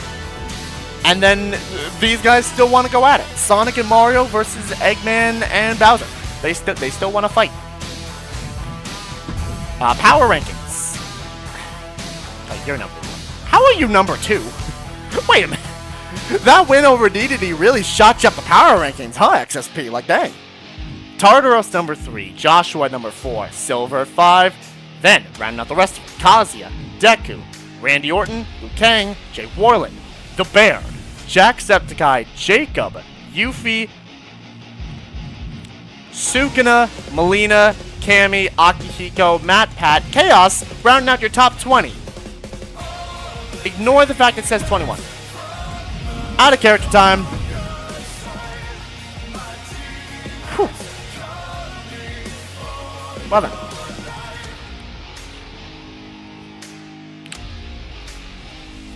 Splendid, if you're still here. You got some things to think about, my guy. This is a lot of interesting things happen to my floppies. Fair enough, Rio. Very interesting stuff tonight. Honestly, I know I played it off like I didn't care, like I was not happy with Control winning the tag titles. Honestly, it was fun either way. I was fine either way with it. It works both ways. But it does intrigue me for what's going to happen in the future. I'm intrigued for what's going to happen with everything over the next few weeks as we build to our next pay-per-view. So, that's going to do it for me. We've just gone over the 3-hour mark as well. So, that's really fun. Thank y'all for tuning in. Also, shout out to the music of the brand new HWE Resurgence Women's Champion, Tatum Paxley. I have ideas, but I'll let you two cook. Fair enough. Honestly, Control winning fits my vision for Dusk post Makima. Interesting enough. Okay. Well, congratulations to everybody who competed tonight and everybody who got the win tonight. Tatum-san does cook. That's going to do it for me.